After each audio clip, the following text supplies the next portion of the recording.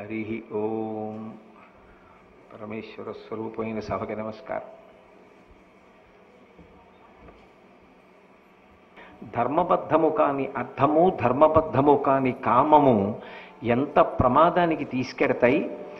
ఈ విషయం అవగతం కావాలి అంటే భారతాన్ని బాగా చదువుకోవాలి అని చెప్పి, అంతేకాదు అది సమస్తమైన ఈప్సితములను కూడా, అంటే సమస్తమైన ఈప్సితములు అన్న మాటకు అర్థం వాంఛితార్థములు. ఏ కోరిక మనకి తీరితే మనం అభ్యుదయ పదంలో వెడతామో అటువంటి కోరిక తీరాలి. ఎందుకని అంటే పిల్లవాడికి తెలియక తన ఆరోగ్యం పాడయ్యేటటువంటి పదార్థాన్ని కూడా తినడానికి సిద్ధపడతాడు. కానీ పరమ ప్రేమాస్పద అయినటువంటి అమ్మ పిల్లవాడికి అది పెట్టదు. పిల్లవాడికి అది పెట్టలేదు కాబట్టి అమ్మకి పిల్లవాడి మీద కోపం ఉందని దాని అర్థం కాదు. యథార్థమునకు పిల్లల్ని అమ్మకన్నా ప్రేమించేటటువంటి వ్యక్తి ప్రపంచంలో ఎవరు ఉండరు. కానీ అమ్మ పెట్టదు. ఎందుకు పెట్టదు అంటే ఒక్కటే కారణం, పిల్లవాడు ఆరోగ్యంతో ఉండాలని. కాబట్టి భగవంతుడు కూడా ఒక్కొక్కసారి మనం ఒక్కొక్క విషయాన్ని అడిగినా మనకి ఇవ్వడు. మనం అమాయకంగా అడిగితే ఆయన ఇవ్వలేదని చెప్పి చిన్నపుచ్చుకుని ఆయన మీద క్రోధం పెట్టుకుంటే వచ్చేది ఉంది. ఆయన మనకి దానిని ఎందుకు ఇవ్వలేదు అని సహృదయంతో అర్థం చేసుకోవాలి. అమ్మ ఒక్కొక్కప్పుడు ఒక్కొక్క వస్తువుని పసిపిల్లవాడికి ఇవ్వకుండా ఎలా బిడ్డల్ని కాపాడుకుంటుందో, తండ్రి కొన్ని కొన్ని వస్తువులు బిడ్డడికి అందకుండా చేసి బిడ్డల్ని ఎలా రక్షించుకుంటాడో, అలా భగవంతుడు కూడా మనం కోరినా కొన్ని కోరికలు తీర్చడానికి ఇష్టపడడు. ఎందుకు ఇష్టపడడు అంటే ఆ కోనాదము సంభవించే అవకాశం ఉంటుంది. అమ్మ కత్తిపీటతో కూరలు తరుగుతూ ఉంటుంది. పసిపిల్లవాడు వెళ్ళి ఆ కత్తిపీట తీసుకుని ఆడుకుంటానని ఆ కత్తిపీట ఇమ్మని అడుగుతాడు. అమ్మ ఇవ్వదు. పిల్లవాడు ఏడుస్తాడు, అయినా అమ్మ ఇవ్వదు. ఏదో బ్రతిమాలి బామాలి వేరొక వస్తువు ఇచ్చి ఏమారుస్తుంది తప్ప ఆ వస్తువుని మాత్రం అమ్మ ఇవ్వదు. ఎందుకు ఇవ్వదు అంటే ఇవ్వకూడదని కాదు, కత్తిపీట ఇచ్చి ముద్దు చేసి ఆడుకోమంటే ఏదో ముదుసలి ఇంటి దీపమని ముద్దుడు మూర్ఖుడు కాడు అంటాడు రామరాయల వారు. మా ఇంటి దీపమే కదా ఎంత బాగా వెలుగుతోందో అని ముద్దు పెట్టుకుంటే మూతి కాలిపోతుంది. అలా పిల్లవాడు కదా లేక పుట్టాడు ఏడుస్తున్నాడని చెప్పి అమ్మవాడికి కత్తిపీట ఇస్తే వాడు ప్రాణం మీదకి తెచ్చుకుంటాడు. వాడికి ఏది ఇవ్వకూడదో అది అమ్మ ఇవ్వదు. వాడు అడగకపోయినా, వాడు తీసుకోవడానికి ఇష్టపడకపోయినా, వాడి అభ్యున్నతికి ఏది అవసరమో అది అమ్మ ఇచ్చి తీరుతుంది. ఉదాహరణకి వాడికి ఒంట్లో బాగుండకపోతే చేదుగా ఉందని వాడు ఔషధం తీసుకోవడానికి ఇష్టపడడం, కానీ అమ్మ బలవంతంగా ఔషధం పడుతుంది. అమ్మ పిల్లవాడికి చేదుగా ఉన్న ఔషధం పట్టి ఏడిపించడం ఉద్దేశ్యం కాదు. ఔషధం చేదుగా ఉన్నా అప్పటికి ఏడిచినా అది వాడి జీవితం అభ్యున్నతి పదంలో వెళ్ళడానికి, వాడు ఆరోగ్యంగా ఉండడానికి అవసరమవుతుంది. ఏది వాడికి అవసరమో అమ్మకి తెలుసు. వాడికి ఏం తెలుసు? అది భగవంతుడి విషయంలో కూడా నిజమైనటువంటి భక్తి యందు ఉండవలసిన పూనిక. ఒకటి మనకు అందలేదనుకోండి, ఈశ్వరుడు దానికి మనకి ఎందుకు అందించలేదు, అది బహుశಃ అందితే నేను పాడవుతానేమో అందుకు ఈశ్వరుడు ఇవ్వలేదు అని అనుకున్నవాడు మాత్రమే ప్రశాంతంగా ఉండగలడు తప్ప, నేను ఏది అనుకున్నానో అదే నాకు జరిగి తీరాలి అని హఠం చెయ్యడం మూర్ఖత్వం అవుతుంది. ఆ మూర్ఖత్వం హద్దులేనితనానికి వెళ్ళిపోతే అది భగవంతుడి వరకు మౌఢ్యానికి వెళ్ళిపోతుంది. వెళ్ళిపోయి నేను అనుకున్నది జరగలేదు కనుక నేను అసలు భగవంతుడిని పూజించవలసిన అవసరం ఏముంది అంటే, నువ్వు అనుకున్నవన్నీ ఇచ్చేయడానికి ఆయన ఏమైనా నీ ఇంటి పాలేరా? నీ అభ్యున్నతి గురించి ఆలోచించవలసిన అవసరం ఉన్నటువంటి వాడు కాడా? ఆ ప్రేమ భావన అర్థం చేసుకున్న నాడు భగవంతుడు కొన్ని ఇవ్వకపోవడం కూడా మన ప్రయోజనం కొరకే, భగవంతుడు కొన్నిటిని ఇవ్వడం కూడా మన ప్రయోజనం కొరకే. ఒక్కొక్కసారి కష్టాలు వస్తాయి. ఆ కష్టాల్ని ఎదుర్కోవడంలో, ఆ కష్టాన్ని అధిగమించడంలో మనిషి ఒక గొప్ప అనుభవాన్ని సాధిస్తాడు. ఒక్కొక్క అనుభవాన్ని ఇవ్వడానికి, జీవితంలో రాటు తేలి నిలబడడానికి ఈశ్వరుడు అటువంటి అనుభవాన్ని ఇచ్చాడు అని అనుకోవాలి తప్ప, గత జన్మలలో చేసుకున్నటువంటి పాపకర్మ క్షయమైందనుకోవాలి తప్ప భగవంతుని యందు వ్యతిరేక భావాన్ని పెట్టుకోకూడదు. అందుకే పెద్దలు ఎప్పుడు చెప్పినా ఒక మాట చెప్తారు, అది వాంఛితార్థప్రదాయిని అన్న మాట వాడుతూ ఉంటారు. భారతం కూడా ఎటువంటిది అంటే, ఎవరైతే భాగవతాన్ని బాగా పట్టుకుంటారో అటువంటి వారికి ఏ కోర్కెలు తీరడం అవసరమో అటువంటి కోర్కెలను భారతము తీర్చగలదు. అంటే అది ఒక దైవస్వరూపం భారతం. అంత గొప్ప గ్రంథము అని ముందు దాని యొక్క పరిచయాన్ని చేసి దాని వైశిష్ట్యాన్ని దాని గొప్పతనాన్ని చెప్పి మహాభారత ప్రవచనాన్ని ప్రారంభం చేశాడు. మనం ఈసారి చేస్తున్నటువంటి ప్రవచనం ఏ వ్యక్తి గురించి మాట్లాడుతున్నామో ఆ వ్యక్తి సంబంధంగా భారతంలో ఉన్న సన్నివేశాల్ని పరిశీలిస్తున్నాం కనుక వ్యాసుడి గురించి పరిశీలనం చేస్తున్నాం కాబట్టి మహాభారతంలో వ్యాసుడు ఎక్కడ కనపడతాడో అక్కడ ప్రారంభం చేయవలసి ఉంటుంది. వైశంపాయనుడు భారతాన్ని ప్రవచనం చేస్తూ వ్యాసుడు అసలు ఎలా ఆవిర్భవించాడు, వ్యాసుడు ఈ లోకంలోకి రావడానికి కారణమేమిటి, ఆయన ఎలా ఆవిర్భవించాడు అన్న విషయాన్ని చెప్తున్నాడు. నేను ఈ విషయాన్ని చెప్తున్నప్పుడు కొంచెం అధ్యవసాయముతో కూడుకున్నటువంటి బుద్ధితో వినవలసి ఉంటుంది. నేను ఈ మాట అన్నప్పుడు పరమ ప్రేమతో మాట్లాడుతున్నాను అని గుర్తించాలి. ఎందుకని అంటే ప్రపంచంలో ప్రతి విషయం మనకి ఎలా తెలుసో, మనకి అనుభవంలో ఎలా ఉందో అలాగే జరగాలి అని సిద్ధాంతం చెయ్యకూడదు. ఎందుకని అంటే నేను అన్నం తింటాను, ఒక పంది అశుద్ధం తింటుంది, ఆవు గడ్డి తింటుంది, కోడి మట్టిలో కాళ్లతో కెలికి పురుగులు తింటుంది. ఒక్కొక్క దానికి ఒక్కొక్కటి ఆహారం, దేని ఆహారం దాందే. నాకు అన్నం ఎంత పవిత్రమో ఆవుకి గడ్డి అంత పవిత్రం, కోడికి అది తినేటటువంటి కీటకములు దానికి అంత పవిత్రం. దేని ఆహారం దాంది. నా ఆహారం పరిశుద్ధం, ఆ ఆహారం అపరిశుద్ధం అని విమర్శ చేసేటటువంటి అధికారం నాకు ఉండదు. దాని ఆహారం దాంది. అయితే ఇక్కడ మీరు ఒక్క విషయాన్ని పరిశీలించాలి. లోకంలో భిన్నత్వం అని ఉంటుంది. సృష్టి అన్ని వేళలా ఒక్కలా జరగదు, ఒక్కొక్కటి ఒక్కొక్కలా ఆవిర్భవిస్తుంది. చిన్నప్పుడు మీరు జీవశాస్త్రంలో చదివి ఉంటారు. ఒక్కొక్క ప్రాణి తన శరీరంలోంచే విడిపోయి 1, 2, 2, 4, 4, 8 ప్రాణులుగా మారుతూ ఉంటుంది. కొన్ని ప్రాణులు గుడ్డు పెట్టి పొదిగి పిల్లని తయారు చేస్తాయి, కొన్ని పిల్లల్ని పెడతాయి, కొన్ని బహుసంతానాన్ని కని తన సంతానాన్ని తానే తినేస్తాయి. క్రూర మృగాలు చిదిరి 1, 2 బతుకుతూ ఉంటాయి. కొన్నిటికి సంతానాన్ని పొందినప్పుడు అసలు కన్నులు కనపడే అవకాశం ఉండదు. అప్పుడు అది హింసకు దారితీస్తుంది సంతానం విషయంలో. ఒక్కొక్క చోట ఒక్కొక్క విషయం ఉంటుంది. భగవంతుడు సృష్టి చెయ్యాలనుకున్నాడు అనుకోండి, ఆయన కూడా మనమందరం ఎలా జన్మిస్తున్నామో అలాగే జన్మింప చెయ్యాలని సిద్ధాంతమే ఉండదు. భగవంతుడు చేసేటటువంటి చేష్టితముల వెనక పరమ పవిత్రమైనటువంటి ఉద్దేశ్యములుంటాయి. అందులో ప్రధానమైన ఉద్దేశ్యం ఎప్పుడు ఏమిటుంటుందంటే లోకమునకు హితం చెయ్యడం, అందరికీ ఏదో ఒక మంచి విషయాన్ని అందించడం ప్రధానమైన ఉద్దేశ్యంగా ఉంటుంది. అందుకే భారతంలో కొన్ని ఘట్టాలు చదివినప్పుడు దాని యందు అంతరార్థం తెలుసుకోకుండా యథాప్రకారంగా దాన్ని ఉన్నది ఉన్నట్టుగా వాచ్యార్థంతో చదివారనుకోండి, నేను ఉన్నది ఉన్నట్టుగా చెప్పాలి అంటే కొద్దిగా ఎబ్బెట్టుగా, ఇది ఇలా ఉందేమిటి, ఇలా పొసగుతుందా, ఇలా ఉంటే గౌరవించడం సాధ్యం అవుతుందా అన్నట్టుగా ఉంటాయి. కానీ తొందరపడి నిర్ణయాలకి రాకూడదు. అందులో ఉన్నటువంటి ధర్మ సూక్ష్మాన్ని పరిశీలించవలసి ఉంటుంది. పరిశీలించిన తరువాత అందులో ఉన్నటువంటి అద్భుతమైన విశేషం అందుతుంది. అందుకే లోకంలో ఒక మాట చెప్తారు, ఏదైనా ఒక గ్రంథాన్ని చదివేటప్పుడు నిష్పక్షపాతంగా చదవాలి. అసలు ముందే దాని మీద ఒక తీర్పుకొచ్చి చదవకూడదు. అసలు పుస్తకం చదవడం ఏమిటి? జీవితంలో మొట్టమొదట ఉండవలసిన లక్షణం ఏది అంటే పక్షపాత బుద్ధి ఉండకూడదు. ఏదో నేను ప్రయాణం చేస్తున్నాను అనుకోండి, నాతో పరిచయం లేని వ్యక్తి వచ్చి ఎదురుగుండా కూర్చున్నాడు అనుకోండి, నేను ఆయన్ని చూడగానే ఏమిటో అంత ఎత్తుగా ఉన్నాడు, అంత లావుగా ఉన్నాడు, చాలా నల్లగా ఉన్నాడు, మనిషిని చూస్తే భయం వేస్తోంది, నేను ఆదమరిచి నిద్రపోతే నా పెట్టెట్టుకెళ్ళిపోతాడు ఏమిటో అని ముందే భావన చేయకూడదు. ఆయనతో ఒక అరగంట మాట్లాడిన తరువాత నా జీవితంలో ఇటువంటి వ్యక్తి ఒక 20 సంవత్సరాల క్రితం తారసపడి ఉంటే నా జీవితం ఇంకొకలా ఉండేది అని మనకు అనిపించవచ్చు. అందరూ పైకి కనపడినట్టుగా ఉండాలనేం లేదు. ఎవరైనా ఒక వ్యక్తి ముందు జీవితంలో తటస్థపడగానే పక్షపాతంతో నిర్ణయం చెయ్యకూడదు. కొంత అనుభవాన్ని దృష్టిలో పెట్టుకుని ఆ అనుభవంతో ఒక నిర్ణయానికి రావాలి తప్ప ఏమీ తెలియకుండానే మనకి నచ్చింది నచ్చలేదు అని పక్షపాత బుద్ధితో నిర్ణయాలు చెయ్యకూడదు.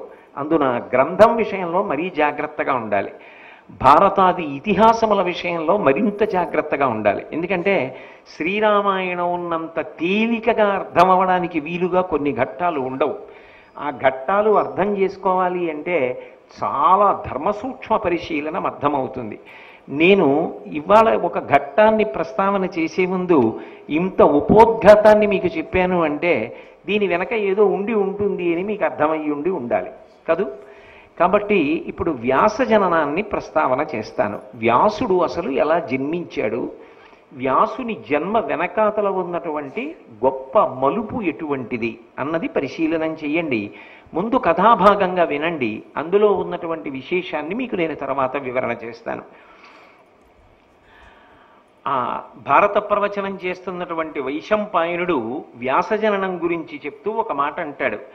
గతమదమత్సరుండు త్రిజగద్వినుతుండు వశిష్ఠ పౌత్రుడు ఉన్నతమతి శక్తిపుత్రుడు అఘనాశన ఘోర తపోధనుండు సువ్రతుడై తీర్థయాత్ర చనువాడు పరాశరుడన్ మునీంద్రుడు అయ్యతివ తలోదరింకనియే అయ్యమునా నది ఓడరేవునన్. ఒకానొకప్పుడు పరాశర మహర్షి అనబడేటటువంటి ఒక మహానుభావుడు తీర్థయాత్రకి బయలుదేరాడు.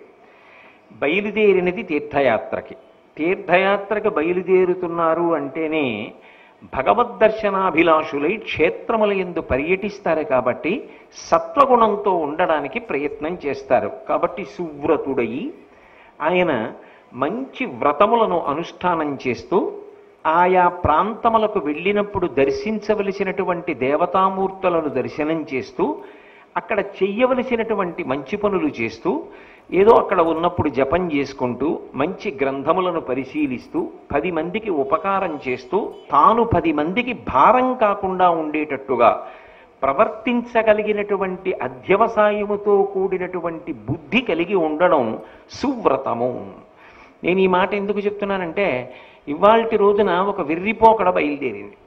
కాశీ వెళ్ళి గంగానదిలో స్నానం చేస్తున్నారనుకోండి, అటుగా ఎదురుగుండా పడవలో వచ్చి కొంతమంది చలనచిత్రంగా అంటే కదులుతున్నటువంటి చిత్రంగాను, కొంతమంది నిశ్చల చిత్రంగాను, అందులో సెల్ ఫోన్లు వచ్చాక ఈ దరిద్రం మరీ ఎక్కువైపోయింది, ఫోటోలు తీసుకుంటూ ఉంటారు. కుటుంబాలతో కలిసి నదిలో స్నానం చేస్తున్నప్పుడు అలా ఎదురుగుండా ఎవరో తెలియనటువంటి వాళ్ళు అలా తీయడం ఎంతవరకు భావ్యంగా ఉంటుంది, యువతల వాళ్ళకి అది ఎంత ఇబ్బందికరంగా ఉంటుంది. నువ్వు వెళ్ళినది కాశీపట్టణానికి అయినప్పుడు నువ్వు స్నానం చేశావా చెయ్యలేదా పక్కన పెట్టు. స్నానం చేసేటటువంటి వాళ్ళ బుద్ధి యందు వ్యగ్రత కలగకుండా నువ్వు ప్రవర్తించాలి. నువ్వు ప్రశాంతంగా ఉండడం కాదు, అవతలవాడు ప్రశాంతంగా ఉండేటట్టుగా ప్రవర్తించడం సువ్రతం. దాన్ని మించిన వ్రతం ఇంకొకటి లేదు. నువ్వు ఎక్కడ ఉండు, నీ వలన ప్రశాంతత కలగాలి. నువ్వు ఇంట్లో కుటుంబ సభ్యుడిగా ఉన్నావు, దాని వలన కుటుంబం ప్రశాంతత పొందాలి. ప్రశాంతత అంటే ఆయన ఉన్నారు, ఆయన ఉండగా నాకు బెంగేమిటి అని నా భార్య అనుకోవాలి. నాన్నగారు ఉన్నారు, నాన్నగారు ఉండగా బెంగెందుకు అని నా బిడ్డలు అనుకోవాలి. నేను ఒక ఇంట్లో ఉన్నాను అనుకోండి, నా చుట్టుపక్కల వాళ్ళు ఆయన ఉన్నారు పెద్దవారు, ఏం పర్వాలేదు అనుకోవాలి.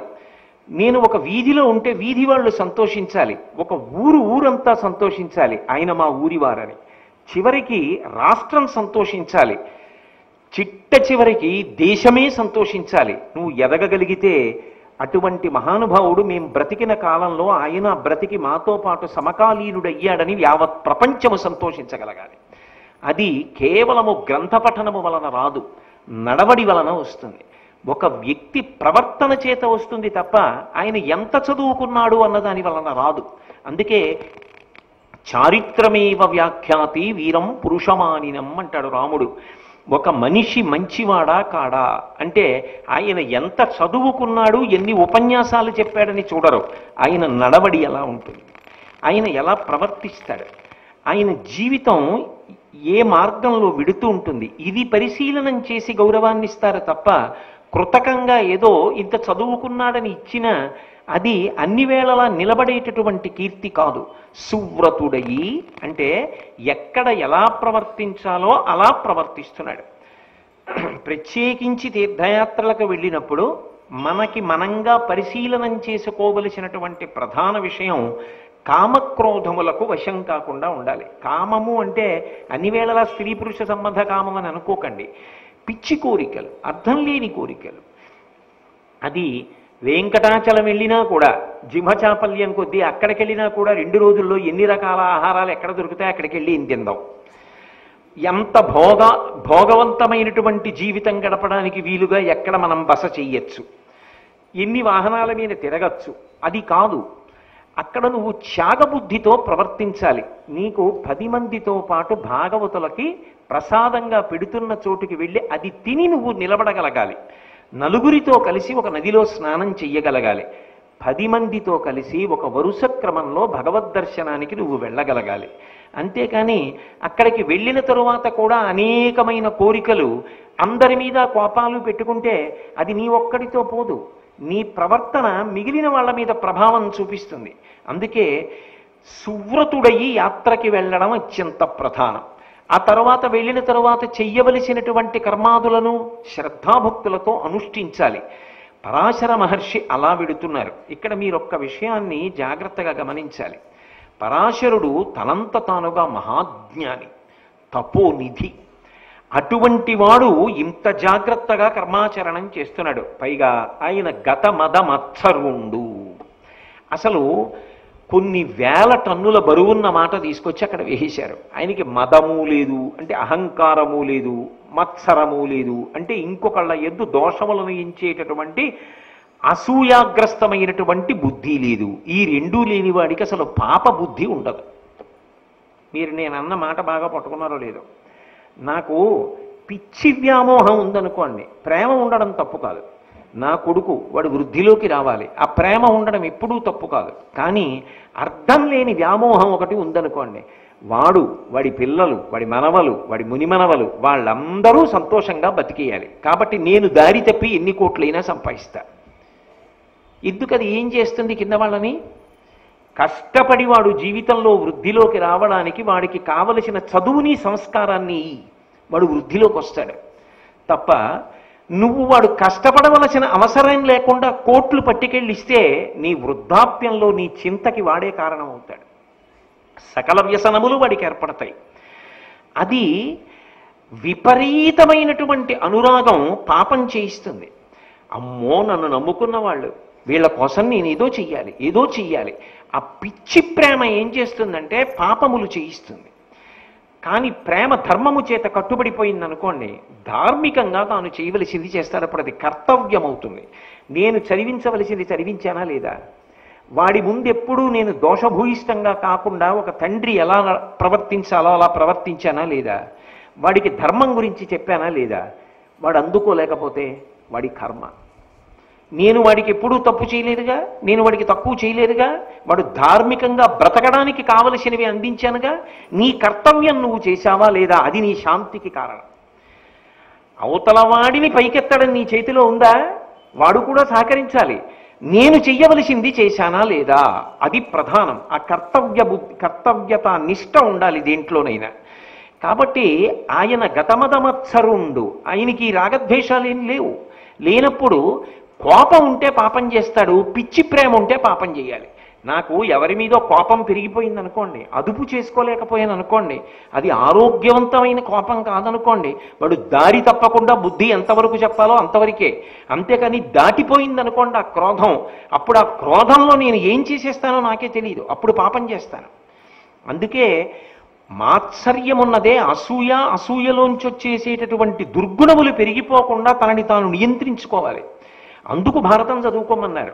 భారతం చదువుకోవడం అంటే ఏదో ఒక కథ నేర్చుకోండి కాదు, జీవితంలో బ్రతకడం ఎలాగో నేర్పడానికి ఇచ్చాడు వ్యాస భగవానుడు. కాబట్టి ఆయన గతమదమత్సరుండు. ఆయనకి పాపకర్మ చెయ్యాలన్న ఆలోచన అసలు ఎందుకు వస్తుంది?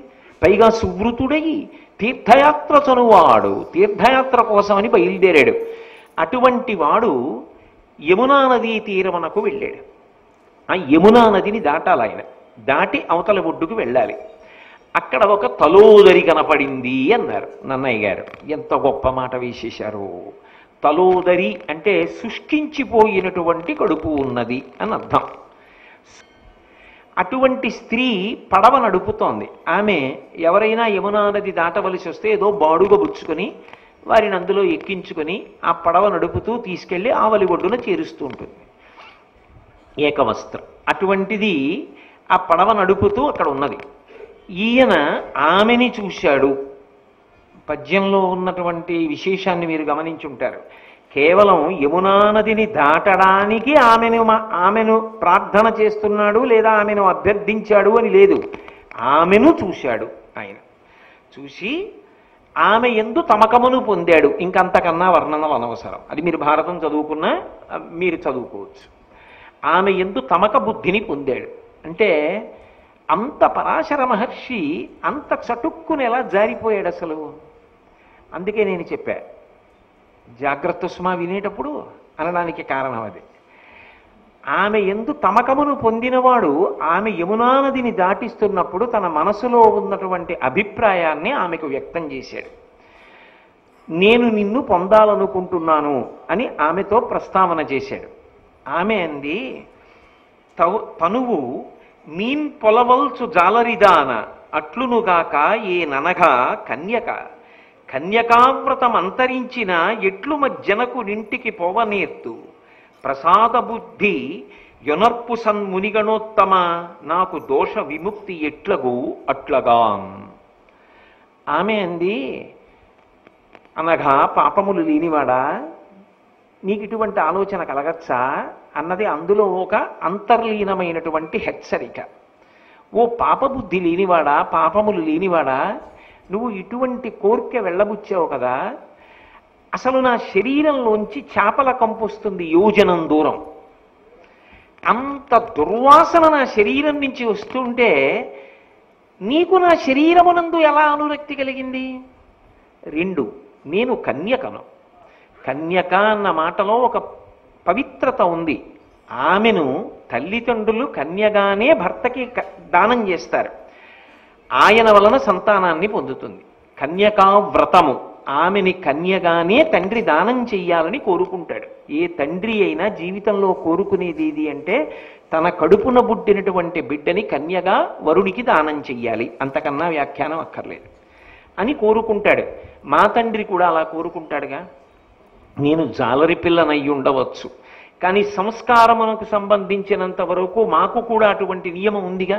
మా తండ్రికి మాత్రం అటువంటి కోరిక ఉండదా? మా తండ్రి నన్ను కన్యగా దానం చెయ్యాలనుకుంటున్నాడు. ఇప్పుడు నువ్వు వ్యక్తం చేసినటువంటి కోరిక వలన నా కన్యాత్వము భంగమైతే నేను వెళ్ళి మా నాన్నగారి దగ్గర నిలబడితే మా నాన్నగారు తెలియక నన్ను వేరొక వరుడికిచ్చి దానం చేస్తే నేను మొట్టమొదట నన్ను పెంచినటువంటి తండ్రి పట్ల ద్రోహబుద్ధితో ప్రవర్తించదానయ్యానా కాదా? నాకు పాపం వచ్చిందా? నీకు పాపములు లేవు, నాకు పాపం అంటగడతావా? ఎంత గొప్ప ప్రశ్న వేసిందండి ఆవిడ అందులో. అనగా నేను నా కన్యాత్వాన్ని ఎలా విడిచిపెడతాను? 2, నేను నా ఇంటికి వెళ్ళి ఇది దాచిన నా తండ్రి తెలియక నన్ను కన్యాదానం చేస్తే అప్పుడు భర్తృద్రోహం కాదా? కాబట్టి నేను అడిగిన 2 ప్రశ్నలకి నువ్వు జవాబు ధర్మ సమన్వయం అయితే దానికి తగినట్టుగా నువ్వు ప్రవర్తించవచ్చు. ఆమె మాట్లాడిన మాట నిజంగా ఎంత గంభీరమైన మాట మాట్లాడిందండి. ఒంట్లోంచి ఆ చేపల కంపు వస్తోందేమో, జాలరి పిల్లగా కనపడుతోందేమో, కానీ ఆమెకు ధర్మమునందు ఎంత అనురక్తి ఉందో ఆమె వేసినటువంటి ప్రశ్న చెప్తోంది. ఆయన అన్నాడు, నువ్వు జాలరి పిల్లవి కావు, నేను నా దివ్య దృష్టితో పరిశీలించాను. నువ్వు మహానుభావుడైనటువంటి ఒక చక్రవర్తి యొక్క కుమార్తెవి, కాబట్టి నీ యందు నాకు అనురక్తి కలిగింది. నీ కన్యాత్వము భంగము పొందకుండా నేను నీకు వరం ఇస్తాను. కాబట్టి నువ్వు ద్రోహం చేయడం, పాపం చెయ్యడం అనేటటువంటివి నీ యందు అన్వయము కావు. ఆమె అంది, మరి ఇది యమునా నది మధ్యలో ఉన్నటువంటి ద్వీపం, ఒక ఇసుక తిన్నె. సమస్త ప్రాణులు చూస్తుంటాయిగా యమునా నదిలో ఈ ద్వీపంలో. అంటే కామాతురాణం న భయం న లజ్జ, ఇదే ప్రవర్తించవలసిన విధానం. ఆయన అన్నాడు, ఈ యమునా నదిలో కాదు, పైన తిరుగుతున్న ప్రాణులకు కూడా కనపడకుండా నేను చీకట్లను పొగమంచు చేత సృష్టిస్తాను నా తపశ్శక్తితో అని పొగమంచుని సృష్టించి చీకట్లను సృష్టించాడు. దాని వలన వారిద్దరే తప్ప అన్యులకు కనపడరు. అంతవరకు అర్థమైతే చాలు, ఇంకా అంతకన్నా వివరంగా అందులో చెప్పవలసిన అవసరం ఏమి ఉండదు. కాబట్టి ఇప్పుడు వారిద్దరి కలయిక వలన సద్యోగర్భంబున అహిమద్యుతి తేజుండు వేదమయుండు అఖిల మునీంద్రాద్యుడు వేదవ్యాసుండు ఉద్య జ్ఞానంబుతోడ నుదితుండయ్యన్. వారిద్దరూ కలిస్తే సద్యోగర్భంబున అంటే సాధారణమైనటువంటి నియమాన్ని అనుసరించి కొన్ని నెలల పాటు తల్లి కడుపులో పెరగవలసినటువంటి పిండముగా కాకుండా ఉత్తర క్షణంలో ఆ మత్స్యగంధి యొక్క శరీరము నుండి ఒక పిల్లవాడు ప్రసవింపబడ్డాడు. ఓ పిల్లవాడు ఆవిర్భవించాడు. ఆయన వరం ఇచ్చాడు, ఇప్పటి వరకు నువ్వు మత్స్యగంధివి, ఇప్పుడు నేను నీకు వరం ఇస్తున్నాను, నువ్వు యోజనగంధివి. యోజనం దూరం నువ్వు ఉన్న చోటు నుండి సుగంధములు, ఆ సుగంధముల యొక్క పరిమళము వ్యాప్తి చెందుతుంది అన్నాడు. ఇప్పుడు ఒక పిల్లవాడు పుట్టాడు. ఆ పుట్టిన పిల్లవాడు అహిమద్యుతి తేజుండు, సూర్యుడితో సమానమైనటువంటి కాంతితో ఉన్నాడు. వేదమయుండు, అసలు పుట్టుకతోనే ఆ పిల్లవాడు చదువుకోవలసిన అవసరం లేకుండా సమస్త వేదముల యొక్క సారముగా నిలబడ్డాడు. ఆయనకి వేదములన్నీ తెలుసు, నిజంగా చెప్పాలంటే ఆయనే వేదం. అటువంటి పిల్లవాడు అఖిల మునీంద్రాద్యుడు, సకలమైనటువంటి మునీంద్రులకు కూడా మొదటివాడైనటువంటి వాడు, అంత గొప్పవాడు. వేదవ్యాసుడు ఉద్య జ్ఞానంబుతోడ, ఆయన యందు ఒక్కసారి పైకి పొటమరించినటువంటి పరమాద్భుతమైనటువంటి జ్ఞానంతో లేదా సమగ్రమైన జ్ఞానంతో, ఇంకా ఏ విషయంలోనూ కూడా ఏ అయోమయం లేకుండా ప్రతి విషయం మీద నిశ్చయాత్మకమైనటువంటి బుద్ధి కలిగినటువంటి వాడు, శాస్త్రీయమైన దృష్టికోణము కలిగినటువంటి వాడు ఉదితుండయ్యన్. ఆ పిల్లవాడు పుట్టాడు. పుట్టిన తరువాత పరాశర మహర్షి వెళ్ళిపోయారు. ఈ పుట్టినటువంటి పిల్లవాడు ఉత్తర క్షణంలో పెరిగి పెద్దవాడై ఆ యమునాద్వీపమున అమేయుడు కృష్ణుడై లీలమయ్యి కృష్ణ ద్వైపాయునుడన బరిగి వజశ్రీయుతుడు తపంబు వలన చిత్తము నిలిపెన్. ఆ పిల్లవాడు పెరిగి పెద్దవాడై తల్లికి నమస్కారం చేసి, అమ్మా నేను తపస్సు చేసుకోవడానికి వెళ్ళిపోతున్నానమ్మా అన్నాడు. పుట్టినప్పుడే నల్లని పిల్లవాడిగా పుట్టాడు కాబట్టి, ఒక ద్వీపంలో పుట్టాడు కాబట్టి, చుట్టూ యమునా నది జలములు ఉండగా మధ్యలో ఇసుక తిన్నె మీద పుట్టాడు కాబట్టి, నల్లని రంగుతో పుట్టాడు కాబట్టి కృష్ణద్వైపాయనుడు అని పిలిచారు. ఆయన శమ్యకాశ్రమము అని, ఎక్కడ రేగు చెట్లు ఎక్కువగా ఉంటాయో అక్కడ ఆశ్రమాన్ని నిర్మాణం చేసుకుని తపస్సు చేశాడు కాబట్టి బాదరాయనుడు అని పిలిచారు. ఇప్పుడు అటువంటి వేదవ్యాసుడు సంభవించాడు. సంచిత పుణ్యుడు అంబురుహ సంభువనంశము దాల్చి లోకాంచితుడైన వాడు నిఖిలాగమపుంజము ఏర్పడన్ విభాగించి జగంబులందు వెలిగించి సమస్త జగద్ధితంబుగా పంచమ వేదమై బరగు భారత సంహిత చేసెనున్నతిన్. ఆ పుట్టినటువంటి పిల్లవాడు సంచిత పుణ్యుడు, అపారమైనటువంటి పుణ్యముల రాశి, బ్రహ్మగారి యొక్క అంశలో వచ్చినటువంటి వాడు. అటువంటి వాడు లోకముల యొక్క గౌరవాన్ని కాపాడేటటువంటి వాడు. సమస్త వేదముల యొక్క సారము రాశీభూతమైతే అటువంటి రాశీభూతమైనటువంటి శరీరమైన వాడు. వేదములనన్నిటినీ విభాగం చెయ్యగలిగినటువంటి పరమ సమర్థుడైనటువంటి వాడు. పంచమ వేదమైనటువంటి భారతాన్ని లోకానికి ఇవ్వగలిగినటువంటి సమర్థుడు ఆవిర్భవించాడు అని వేదవ్యాసుని యొక్క జననం గురించి ప్రస్తావన చేశారు. అయితే నేను ఎంత పవిత్రంగా ఆలోచించండి అని అన్నా, మీ అందరి మనసులలో ఈ కథ విన్నప్పుడు కొద్దిగా వెలితి భావన ఉన్నది అన్న విషయాన్ని గమనించలేనంత అమాయకుడను మాత్రం నేను కాను. అయితే మీకు ఈ సందర్భంలో నా సాధ్యమైనంత వరకు కొంత ధర్మసూక్ష్మ వివరణం చేసే ప్రయత్నం చేస్తాను. చాలామంది వేదవ్యాసుడు అంటే ఏమనుకుంటారంటే ఆయన ఒక వ్యక్తి అని అనుకుంటూ ఉంటారు. నిజానికి వేదవ్యాసుడు వ్యక్తి కాడు, వేదవ్యాసుడు ఒక పదవి. ఎందుకని అంటే ఇప్పుడు జిల్లా కలెక్టర్ గారు అని నేను అన్నాను అనుకోండి, జిల్లా కలెక్టర్ గారు ఇప్పుడు ఎవరున్నారో వారు జిల్లా కలెక్టర్ గారు. కలెక్టర్ అనేటటువంటిది ఒక పదవి. ఆ పదవిలోకి ఎవరు వచ్చి కూర్చుంటే ఆయన కలెక్టర్. ఆయన తర్వాత పదోన్నతి మీద ఇంకొక పెద్ద పదవిలోకి వెళ్ళిపోవచ్చు. ఆ తర్వాత ఎవరు వస్తే వారు కలెక్టర్. వేదవ్యాసుడు అనేటటువంటిది ఒక పదవి. ఆ పదవిలోకి వస్తూ ఉంటారు. ఒక్కొక్క యుగమునందు ఒక్కొక్కరు వస్తారు. అది సాధారణంగా ద్వాపర యుగం చివరిలో వస్తాడు వ్యాసుడు. కృతయుగంలో త్రేతాయుగంలో అవసరం ఉండదు. ఎందుకంటే ధర్మం 4 పాదాల మీద 3 పాదాల మీద నడుస్తుంది. ద్వాపర యుగం చివరకు వచ్చేటప్పటికి కలియుగం వస్తోంది అంటే ప్రజల యొక్క ఆయుర్దాయం క్షీణించిపోతుంది. దశరథ మహారాజు గారు 60,000 సంవత్సరములు జీవించాడు. కలియుగంలో శతమానం భవతి, 100 ఏళ్ళు ఆయుర్దాయం. 100 ఏళ్లలో కూడా సగభాగం నిద్రలో పోతుంది. బాలస్తావ క్రీడాసక్త, తరుణస్తావత్ తరుణీసక్త, వృద్ధస్తావత్ చింతాసక్త, పరసే బ్రహ్మణి కోపినసక్త అంటారు శంకర భగవత్పాదులు.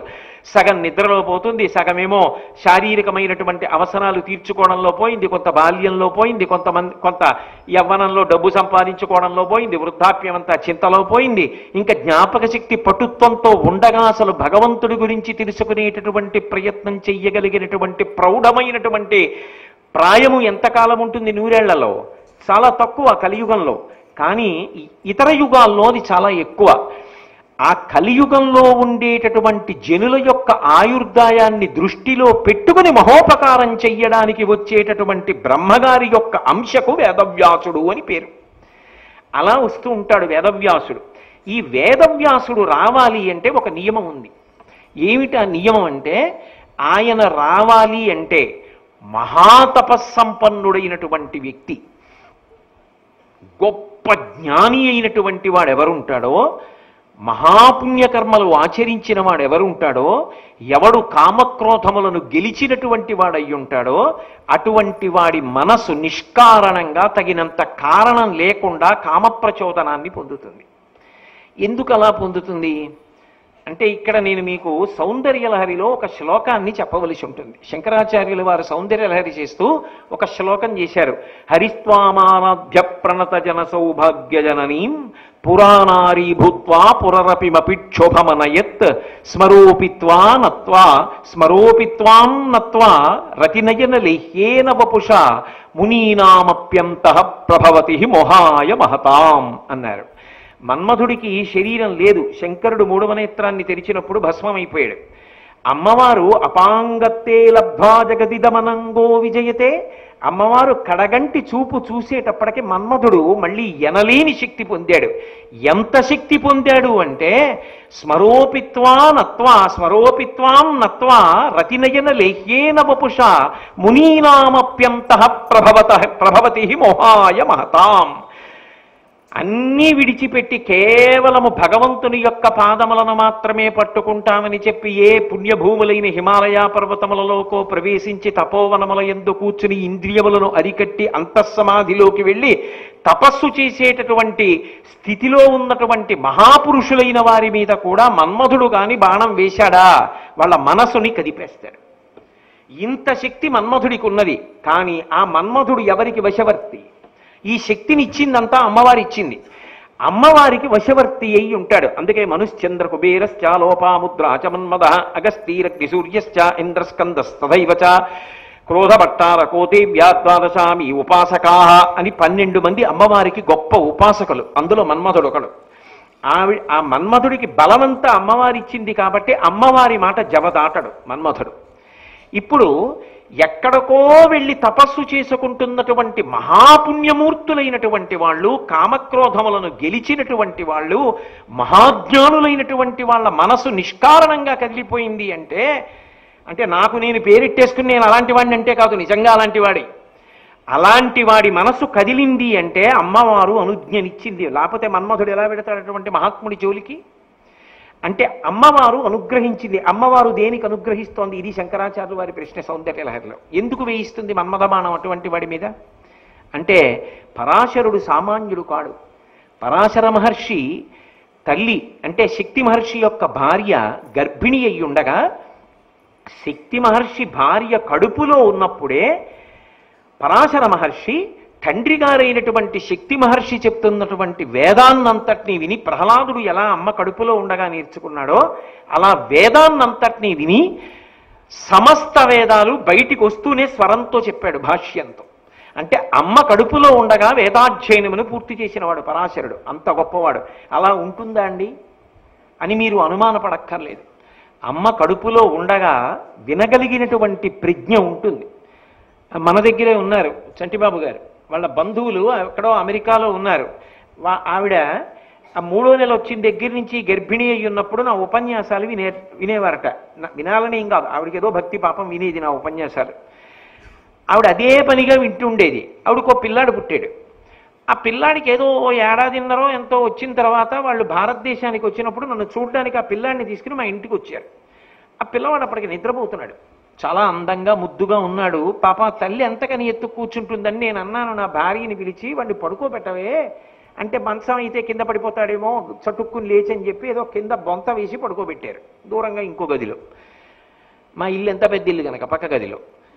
ఈ యువతల మాట్లాడుతున్నాను వచ్చిన వాళ్ళతో. ఆ పిల్లవాడు నిద్ర లేచాడు. లేచి వాడు పాకుతూ నావుపాము పాకినట్టుగా గబ్బగబ్బ గబ్బగబ్బ వచ్చి నా పంచె పట్టుకుని ఇలా పైకి చూస్తున్నాడు. నేను ఏమిటి ఇలా చూస్తున్నాడని వాడిని ఎత్తుకుని ఒళ్ళో కూర్చోబెట్టుకున్నాను. వాడు నా నోటి వంక చూస్తూ నేను మాట్లాడుతుంటే నా నోరు ఇలా తడుగుతున్నాడు. నేను ఆశ్చర్యపోయి, ఏమిటమ్మా ఎందుకు వీడు ఇలా నోరు తడుగుతున్నాడు అన్నాను. చెయ్యి ఎంత తీసినా వాడు నోరు తడుగుతున్నాడు ఆశ్చర్యంగా చూస్తూ. వాళ్ళ అమ్మ చెప్పింది, నేను గర్భం ధరించినప్పటి నుంచి మీ ప్రవచనాలే వినేదాన్నండి. వాడికి కడుపులో ఉండగా ఆ కంఠం వినడం అలవాటైపోయింది. వాడు అది పెట్టకపోతే ఏడ్చేవాడు, అది పెడితే వాడు ప్రశాంతంగా ఉండేవాడు పుట్టిన తరువాత కూడా. అందుకని వాడికి ఆ కంఠం అలవాటు పడింది. వాడు మొట్టమొదటిసారి ఆ కంఠం ఉన్న వ్యక్తిని చూశాడు. వాడికి మాట్లాడడం రాదు, కానీ పసిపిల్లవాడు పాకుతూ వచ్చి, ఇన్నాళ్ల నుంచి నేను వింటున్న కంఠం ఇదా అని వాడు నా నోరు తడుగుతున్నాడు మాట్లాడుతుంటే. నాకే ప్రత్యక్షమైన అనుభవంలో గర్భిణి అయినటువంటి స్త్రీ కడుపులో ఉన్నటువంటి బిడ్డడు వింటాడు అన్నదానికి నా దగ్గర ఒక ఉదాహరణ ఉన్నది. అటువంటిది శక్తి మహర్షి వంటి మహానుభావుని యొక్క కుమారుడైన పరాశర మహర్షి అమ్మ కడుపులో ఉండగానే వేదాన్నంతటినీ విని పూర్తి చేశాడంటే ఆశ్చర్యపోవడానికి ఏముంది? గర్భ సంస్కారములు ఉంటాయి. ఇదే వేదిక మీద మీకు జ్ఞాపకం ఉందో లేదో, ఒకప్పుడు మనం శారదానవరాత్రి ఉత్సవాలు చేస్తుంటే ఒక చిన్న పిల్లవాడిని తీసుకుని ఒక తల్లి వచ్చింది, ఇక్కడ కచేరీ చేయిస్తామని. ఆవిడంతటా ఆవిడ వచ్చారు. వచ్చి చాలా చిన్న పిల్లవాడు, వాడితో కీర్తనలు చేయిస్తే మనం ఆశ్చర్యపోయాం. ఆ తల్లి ఒక మాట చెప్పింది, 5 సంవత్సరముల ప్రాయంలో వీడికి సంగీత విద్యాభ్యాసం లేకుండా, గురువు దగ్గరికి వెళ్లకుండానే సంగీత విద్వాంసులు ఎవరైనా పాట పాడితే వాళ్ళు ఏ రాగంలో పాడారో వాడు చెప్పేవాడు. వాడు ఇక్కడ చెప్పాడు కూడా, ఏ రాగంలో పాడుతున్నారో చెప్పాడు వాడు. వాడికి గురుముఖత విద్య లేకుండా ఆ పిల్లవాడు ఇక్కడ కచేరీ చేస్తూ కూడా చెప్పాడు. వాడికి అంత సంగీత జ్ఞానం ఎక్కడి నుంచి వచ్చింది? శ్రీనివాస గతి జరుగుతుంటే ఆ రాగాల పేర్లన్నీ చెప్తుంటేనే మనం ఆశ్చర్యంతో వింటాం, ఇన్ని రాగాలా అని. వాడు 5 సంవత్సరాల ప్రాయంలో ఎన్ని రాగాలైనా వాడు చెప్పేశాడు. ఇది ఫలానా రాగం అని చెప్పేవాడు కీర్తనలో. ఎక్కడి నుంచి వచ్చింది అంటే గత జన్మ సంస్కారం ఏదో ఉంది. ఆ సంస్కార బలం చేత ఆ పిల్లవాడు ఇదే వేదిక మీద కచేరీ చేసి ఇదే వేదిక మీద చెప్పాడు. కాబట్టి పరాశర మహర్షి అమ్మ కడుపులో ఉండగా వేదాధ్యయనం పూర్తి చేశాడు. అంతటి మహానుభావుడు. ఈ లోకానికి అంతటికీ ఆయన 3 కానుకలనిచ్చాడు. మొదటి కానుక ఏది అంటే వేదవ్యాసుడు. రెండవ కానుక ఏది అంటే పరాశర స్మృతి. నిన్న మీతో మనవి చేశా, వేదాంతర్గతమైన విషయాన్ని ఒకే విషయం మీద ఉన్న అనేకమైనటువంటి మంత్రములను క్రోడీకరిస్తారు ఆచారకాండలో, అటువంటి వాటిలో. దాన్ని స్మృతి గ్రంథం అంటారు. పరాశర స్మృతి అని ఒక స్మృతి గ్రంథాన్ని ఇచ్చారు. విష్ణు పురాణము అని భాగవతానికి అంతటికీ అదే మూలం. విష్ణు పురాణాన్ని ఇచ్చినవాడు పరాశర మహర్షి. ఈ 3 లోకానికి అందించినవాడు. అంతటి మహానుభావుడు, అంతటి తపశ్శక్తి సంపన్నుడి యొక్క మనసు ఎందుకు కదులుతుంది అంటే అమ్మవారి యొక్క శాసనమైంది. ఎందుకని అంటే ఒక మహానుభావుడు జన్మించాలి అంటే ఆ మహానుభావుని యొక్క మనసు కదలాలి అంటే మన్మథబాణం పడితే తప్ప, ఆయన తేజస్సు కదిలితే తప్ప లోకములకంతటికీ కూడా మార్గమును చూపించగలిగిన వేరొక మహాపురుషుడు జన్మించడు. అందుకు కదలాలి ఆయన మనస్సు. అయితే మీరు మళ్ళీ నన్ను ఇంకో ప్రశ్న వేస్తారు, నాకు తెలుసు. ఏమండి, ఆయన మనసు కదలాలన్నారు, బానే ఉంది. ఈవిడ్ని చూసే కదలాలా? ఈవిడ్ని చూసే ఎందుకు కదిలింది అంటే, ఆమె చెప్పినట్టుగా ఆమె కేవల మత్స్యగంధి కాదు. భగవంతుని యొక్క వ్యూహం వేరుగా ఉంటుంది. మనం చూస్తేనే మనకు అర్థమవుతుంది. ఒక బంతి పువ్వు తాలూకా మొగ్గ ఉందనుకోండి, ఇంత చిన్న మొగ్గ ఉంటుంది. ఇంత చిన్న మొగ్గలో ఇంత బంతి పువ్వు ఉండాలి కదా అని మీరు రేకులు విప్పేశారనుకోండి, పసరిక వాసన కొడుతుంది. అదే మొక్కకి 10 రోజులు ఉండిపోయింది అనుకోండి, ఇంత చిన్న మొక్కలోంచి ఇంత చిన్న తొడిమె మీద కొన్ని వందల పువ్వుల రేకులు పరమ అందంగా అమర్చి ఉంటాయి. గొట్టంలా ఉన్నటువంటి కాడ తుంపి ఇలా బోర్లా పట్టుకుని మీరు పువ్వుని దులిపినా కూడా ఒక్క రేకు రాలి నేల మీద పడదు.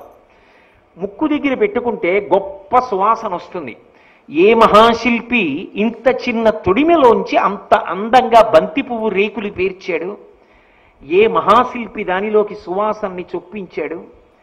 ఒక పువ్వు తయారయ్యే ముందు ఒక మొగ్గ తయారైంది. ఆ పువ్వు పిందె అయింది, పిందె కాయ అయింది, కాయలోంచి పండు వచ్చింది. పండు అయిన తర్వాత లోపల ఉన్న సారము రసంగా మారి తీయబడి పండు రంగు మారిపోయింది. ఎవరు చేస్తున్నారు? మామిడి చెట్టుకి ఎవరు చెప్పారు వసంత ఋతువు వచ్చింది, నువ్వు చిగర్చాలి, కాయలు కాయాలని? కోయిలకు ఎవరు చెప్పారు నువ్వు ఇప్పుడు పాట పాడాలని? మనం ఇల్లు కట్టుకోవాలంటే ముందు పునాది వేస్తాం. భగవంతుడు కూడా ఒక వ్యూహాన్ని రచన చేస్తాడు. ద్వాపర యుగం పూర్తవుతోంది, కలియుగం వస్తోంది. ఇక ప్రజలకి ఆయుర్దాయం తగ్గిపోతుంది. పాపకర్మల మీద ఉన్న అనురక్తి పుణ్యకర్మల యందు ఉండదు. విశాలమైనటువంటి బుద్ధి ఉండదు. కాబట్టి లోకమునకు దార్శనికుడైన వాణ్ణి అందించాలి. అంతటి సమర్థుడు రావాలి అంటే ఒక మహాపురుషుడి యొక్క తేజస్సు కదిలితే సరిపోదు, ఆ తేజస్సుని పట్టుకోగలిగినటువంటి క్షేత్రము కూడా కావాలి. నా మాట మీరు పట్టుకున్నారో లేదు? ఒక జామ విత్తనం మట్టిలో ఉందనుకోండి, వాన చినుకు పడితే వెంటనే జామ మొక్కగా పైకి లేస్తుంది. అదే విత్తనం ఊసర క్షేత్రంలో ఉందనుకోండి, మొలకెత్తదు. అదే విత్తనం బండరాతి మీద ఉందనుకోండి, వాన పడినా మొలకలెత్తదు. దానికి తగిన క్షేత్రమై ఉండాలి. లేకపోతే ఆ మొక్క చీడ పీడ పట్టి ఎదగకుండానే మధ్యలోనే మృత్యువాత పడిపోతుంది. ఆ విత్తనం ఎదగడానికి కావలసినటువంటి సారవంతమైన క్షేత్రము కావాలి. భగవంతుడికి తెలుసు, వేదవ్యాసుని యొక్క జననము జరగాలి అంటే పరాశర మహర్షి యొక్క తేజస్సుని భరించగలిగినటువంటి క్షేత్రం ఉండాలి. మీరు శ్రీరామాయణంలో షణ్ముఖోత్పత్తిలో కూడా వినుంటారు. గంగమ్మ అంతటిది పరమశివుని యొక్క తేజస్సు పట్టలేక సంక్షుభితమైపోయి రెల్లు పొదలో వదిలిపెట్టింది. మహాత్ముల యొక్క తేజస్సుని ధరించడానికి మళ్ళీ ఒక గొప్ప క్షేత్రం ఆవిర్భవించాలి. అందుకే వసురాజు యొక్క తేజస్సు కింద పడినప్పుడు యమునా నదిలో ఉన్నటువంటి అద్రిక అనబడేటటువంటి ఒక అప్సరస బ్రహ్మగారి యొక్క శాపవశాత్తు ఆడచాపగా నదిలో ఉంది. బ్రహ్మగారు, నీకు శాప విమోచనం కలగాలి అంటే నువ్వు చాపవైనా మనుష్య సంతతిని ప్రసవించిన నాడు శాప విమోచనం అవుతుందన్నాడు. అదేమిటి, చాపకి పిల్లలు ఎలా పుడతారు మనుష్యుల పిల్లలు అంటే? ఈశ్వరుడి యొక్క వ్యూహం అక్కడ ఉన్నది. వసురాజు యొక్క వీర్యము డేగ తీసుకుని వెడుతున్నప్పుడు 2 బిందువులు పడినప్పుడు ఈ అద్రిక అన్న అప్సరస బ్రహ్మగారి శాపవశాత్తు ఆడచాపగా యమునా నదిలో ఉండి ఆ 2 బిందువులను మింగింది. మింగినప్పుడు ఆ చాప గర్భమును ధరించింది. వచ్చినటువంటి జాలరులు వలవేసి ఆ చాపని ఒడ్డుకి ఈడ్చారు. ఈడ్చి కడుపు బాగా ఎత్తుగా ఉంది ఈ చాపకని కత్తి పెట్టి కోశారు. అందులో ఒక మగపిల్లవాడు, ఒక ఆడపిల్ల ఉన్నారు. ఆ మగపిల్లవాడు పెరిగి పెద్దవాడై మత్స్యరాజు అన్న పేరుతో రాజ్య పరిపాలన చేశాడు. ఈ ఆడపిల్ల ఒంటికి మత్స్య గంధం ఉన్నది. ఈ పిల్లని పట్టుకెళ్ళి యమునా నది ఒడ్డున పడవలు తోసేటటువంటి వృత్తిలో ఉన్నటువంటి దాశరాజుకి ఇచ్చారు. ఆ దాశరాజు ఈ పిల్లని పెంచి పెద్ద చేశాడు. ఆమె కారణ జన్మురాలు. అద్రిక కడుపున పుట్టినటువంటి వసురాజు యొక్క కుమార్తె. ఆమె రావడానికి ప్రధాన కారణం ఏమిటంటే భరత వంశమంతా పరిడవిల్లడానికి వచ్చింది. అంత గొప్ప క్షేత్రమును ఈశ్వరుడు సృజించి ఉంచాడు. అందుకే ఆమెయందు మాత్రమే పరాశర మహర్షి మరులు కొనాలి. అప్పుడు కాని వేదవ్యాస జననము జరగడానికి అవకాశం లేదు. వెనక ఇంత ధర్మ సూక్ష్మం నడుస్తుంది. కానీ పైకి మీరు కథ చదివారనుకోండి, ఇది కొంచెం వదులుగా ఉన్నట్లు అనిపిస్తుంది. అంత మాత్రం చేత మీరు వదిలిపెట్టకూడదు. దాన్ని బాగా ధర్మసూక్ష్మ పరిశీలనం చేస్తే ఒక మహాత్ముడి జననము వెనక ఎంత గొప్ప వ్యూహము భగవంతునిది ఉంటుందో అర్థమవుతుంది. అందుకని సద్యగర్భమునందు పుట్టాడు ఆ పిల్లవాడు. ఈ పుట్టినటువంటి పిల్లవాడు వేదవ్యాసుడు అని పిలవబడ్డాడంటే వేదవ్యాస పదవిలోకి వెళ్ళాడు ఆ పిల్లవాడు. వేదవ్యాసుడు అన్న మాటకు అర్థం ఏమిటి అంటే వేద విభాగం చేస్తాడు. ప్రతిద్వాపర యుగంలో చేస్తూ ఉంటాడు. ఈ సృష్టి మొట్టమొదట శ్రీమన్నారాయణుడు చేసినప్పుడు ఆయన నాభికమలంలోంచి బ్రహ్మగారు వచ్చారు. ఆయనకి వేదములను ఇచ్చాడు. 4 ముఖములతో వేదం చెప్తున్నాడు బ్రహ్మగారు. కృతయుగం అయిపోయింది, త్రేతాయుగం అయిపోయింది, ద్వాపర యుగం చివరకు వచ్చేసింది. కలియుగం వచ్చిందనుకోండి, కలిపురుషుని యొక్క ఉద్ధతి వలన జనులందరి మనస్సులలో కూడా పాపముల యందు అనురక్తి పెరిగిపోతుంది. వేదమును ప్రమాణం చేసుకుని బ్రతకాలి, కానీ వేదరాశిని చదవగలిగినంత ఆయుర్దాయం ఉండదు. కాబట్టి వేదాన్ని విభాగం చెయ్యాలి. వేదాన్ని విభాగం చెయ్యాలి అంటే ఎప్పటికి చదువుతారో ఎప్పటికి విభాగం చేస్తారు. కారణ జన్ముడై అవతార పురుషుడైన వాడు రావాలి. ఎవడు వేద విభాగం చేస్తాడో వాణ్ణి వేదవ్యాసుడు అని పిలుస్తారు. అది అవతారం, అది బ్రహ్మగారి అవతారం, అది మనిషి కాడు. ఇప్పుడు వేదవ్యాసుడు రావాలి అంటే మొట్టమొదటిసారి వచ్చినప్పుడు నా కుమారుడైనటువంటి బ్రహ్మగారు 4 ముఖములతో చెప్పినటువంటి వేదాన్ని ద్వాపర యుగం చివరలో ఎవరు విభాగం చేస్తారని నారాయణమూర్తి ఆలోచించాడు.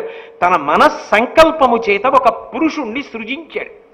ఆయన మొట్టమొదట నారాయణుడి యొక్క సంకల్పము చేత ఉదయించాడు.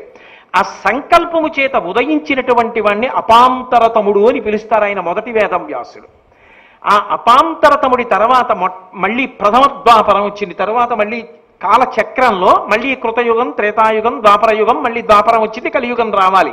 మళ్ళీ ఆ ద్వాపరం వచ్చినప్పుడు స్వయంభువు అనబడేటటువంటి మనువు వేదవ్యాస పదవిలోకి వెళ్ళాడు. తర్వాత మళ్ళీ ద్వితీయ ద్వాపరం వచ్చింది, మళ్ళీ కాలచక్రం తిరిగినప్పుడు. అప్పుడు ప్రజాపతి అనబడేటటువంటి వ్యక్తి వేదవ్యాసుడి పదవిలోకి వెళ్ళాడు. తర్వాత శుక్రాచార్యుల వారు వేదవ్యాస పదవిలోకి వెళ్ళారు. తర్వాత బృహస్పతి వేదవ్యాస పదవిలోకి వెళ్ళాడు. తర్వాత వశిష్ఠుడు వేదవ్యాస పదవిలోకి వెళ్ళాడు. తర్వాత త్రివర్షుడు వేదవ్యాస పదవిలోకి వెళ్ళాడు. తర్వాత సనద్వాజుడు వేదవ్యాస పదవిలోకి వెళ్ళాడు. ఈ యుగంలో, ఇప్పుడు మనం బ్రతుకుతున్నటువంటి యుగంలో చతుర్ముఖ బ్రహ్మగారి అంశతో సాక్షాత్ నారాయణ సంకల్పముగా వచ్చినటువంటి వేదవ్యాస పదవి కనుక వ్యాసో నారాయణ స్వయం. అటువంటి అవతారంగా కృష్ణద్వైపాయనుడు వచ్చాడు. ఆయన చిరంజీవి, ఆయన ఎప్పుడూ ఉంటాడు. ఆయనకి కాలంలో పడిపోవడం అన్నది ఉండదు. అటువంటి వేదవ్యాస పదవిలోకి కృష్ణద్వైపాయనుడు వచ్చాడు. అటువంటి మహాపురుష జననం జరగాలంటే పరాశర మహర్షి యొక్క తేజస్సు కదలడం వినా వేరొక మార్గం లేదు.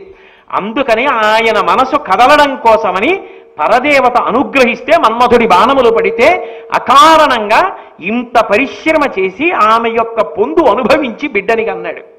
అంటే దాని అర్థం ఏమిటి అంటే, ఇన్ని వరములనిచ్చి ఆమెని పొందాడు అంటే వ్యాసజననము కొరకు భగవంతుని యొక్క వ్యూహం అది తప్ప కేవలముగా కామోద్ధతి కాదు. పరాశర మహర్షిని లోకములకి ఇటువంటి మహానుభావుడు రావాలి. ఈ వేదవ్యాసుడు ఎంత గొప్పవాడు అంటే, ఋషులకు తర్పణం చేస్తాం. ఆ ఋషులకు తర్పణం చేసేటప్పుడు మొట్టమొదటి తర్పణం ఎవరికిస్తారు అంటే, కృష్ణద్వైపాయనాదయో ఏ ఋషయః తాన్ ఋషిగిం తర్పయామి అని చెప్పి మొట్టమొదట కృష్ణద్వైపాయనుడి పేరు చెప్పి ఋషి తర్పణం ఇస్తారు. అంత గొప్పవాడు. అచతుర్వదనో బ్రహ్మ ద్విబాహురపరోహరి. ఆయన అపాలలోచన శంభు భగవాన్ బాదరాయణ. ఆయన 3 మూర్తుల యొక్క స్వరూపం. అందుకే వ్యాస పౌర్ణమిని గురు పౌర్ణమి అని పిలుస్తారు. గురుర్ బ్రహ్మ, గురుర్ విష్ణు, గురుర్దేవో మహేశ్వర, గురు సాక్షాత్ పరబ్రహ్మ తస్మై శ్రీ గురవే నమః. లోకంలో వ్యాస భగవానుడు 3 మూర్తుల యొక్క స్వరూపం. సృష్టికర్త అయిన బ్రహ్మగారికి 4 తలలుంటాయి. 4 తలలు లేకుండా ఒక తలతో ఉన్న సృష్టికర్త వ్యాసుడు. అలాగే విష్ణువుకి 4 చేతులుంటాయి. 2 చేతులే ఉన్న విష్ణువు వ్యాసుడు. 3 కన్నులు శివుడికి ఉంటాయి. 2 కన్నులే ఉన్న హరుడు వేదవ్యాసుడు. 3 మూర్తుల యొక్క స్వరూపమైనటువంటి వాడు వేదవ్యాసుడు. ఆయనని వ్యాస అని పిలుస్తుంటారు. వేదవ్యాస, వేద విభాగం చేస్తాడు కాబట్టి వేదవ్యాస. వ్యాస అని ఎందుకు పిలుస్తారో తెలుసా? ఒక పదవికి ఒక పేరు ఉన్నది అంటే ఆ పేరు వెనక ఏదో ఒక మర్మం ఉంటుంది. ఆ పదవికి ఆ పేరుతో పిలుస్తారు అంటే దాని ప్రధానమంత్రి అని నేను అన్నాను అనుకోండి, మంత్రులందరి యందు ఆయన ప్రధానుడు అని కదా దాని అర్థం. అలా మిగిలిన వాళ్ళందరూ ఆయనకి సలహా ఇస్తూ ఉంటారు, దేశ పరిపాలన నడుస్తూ ఉంటుంది. అత్యంత కీలకమైన వ్యక్తి అని అందులోనే అంతరార్థం. అలాగే వ్యాస అంటే అది ఒక పదవి. ఆయన ఏం చేస్తూ ఉంటాడు లోకానికి వ్యాస శబ్దము చేత అంటే వకార యకార సకారములు అందులో ఉంటాయి వ్యాసలో. అందులో వకారము చేత అమృతత్వము ప్రతిపాదింపబడితే, యకారము చేత వాయుతత్వము ప్రతిపాదింపబడితే, సకారము చేత సర్వతత్వ సారము ప్రతిపాదింపబడుతుంది. ఇప్పుడు ఆయన ఏం చేస్తాడు అంటే అమృతతుల్యమైనటువంటి వాక్కులను, అంటే ఏ మాటలు విన్న కారణం చేత జీవితాలన్నీ కూడా ధర్మపథంలో నడుస్తాయో, ఇక మళ్ళీ పుట్టవలసినటువంటి అవసరం ఉండదో, అటువంటి భక్తి జ్ఞాన వైరాగ్యములను ధర్మ మార్గాన్ని అందించడానికి కావలసిన అమృతతుల్యమైన వాక్కులను, సర్వతత్వాత్మకమైనటువంటి వాక్కులను వేద విభాగం చేసి 18 పురాణాల రూపంలో, పంచమ వేదమైన భారతం రూపంలో ఈ యుగంలో మనకు అందించాడు. పూర్వం కూడా అలాగే చేస్తూ ఉంటాడు. అలా చేయగలిగినటువంటి మహాజ్ఞాన ఖని అయిన వాడెవరున్నాడో వాణ్ణి వకార యకార సకారముల చేత వ్యాస అన్న పదవిలో నిర్ణయం చేస్తారు. అందుకే వేదవ్యాసుడు అన్న మాట ఒక పదవి. ఆయన పరమ పవిత్రమైనటువంటి వ్యక్తి, మహానుభావుడు, సాక్షాత్ బ్రహ్మగారి యొక్క అంశకి సంబంధించిన వాడు, నారాయణమూర్తి యొక్క సంకల్పము చేత ఆవిర్భవించినటువంటి వాడు, అంతటి పరమోత్కృష్టమైనటువంటి వ్యక్తిత్వం ఉన్నవాడు. అటువంటి వాడు వేదాన్ని 4గా విభాగం చేసి ఋగ్వేదాన్నంతటినీ కూడా శిష్య పరంపరకి ఇవ్వడానికి మొదట పైలుడికి ఇచ్చాడు.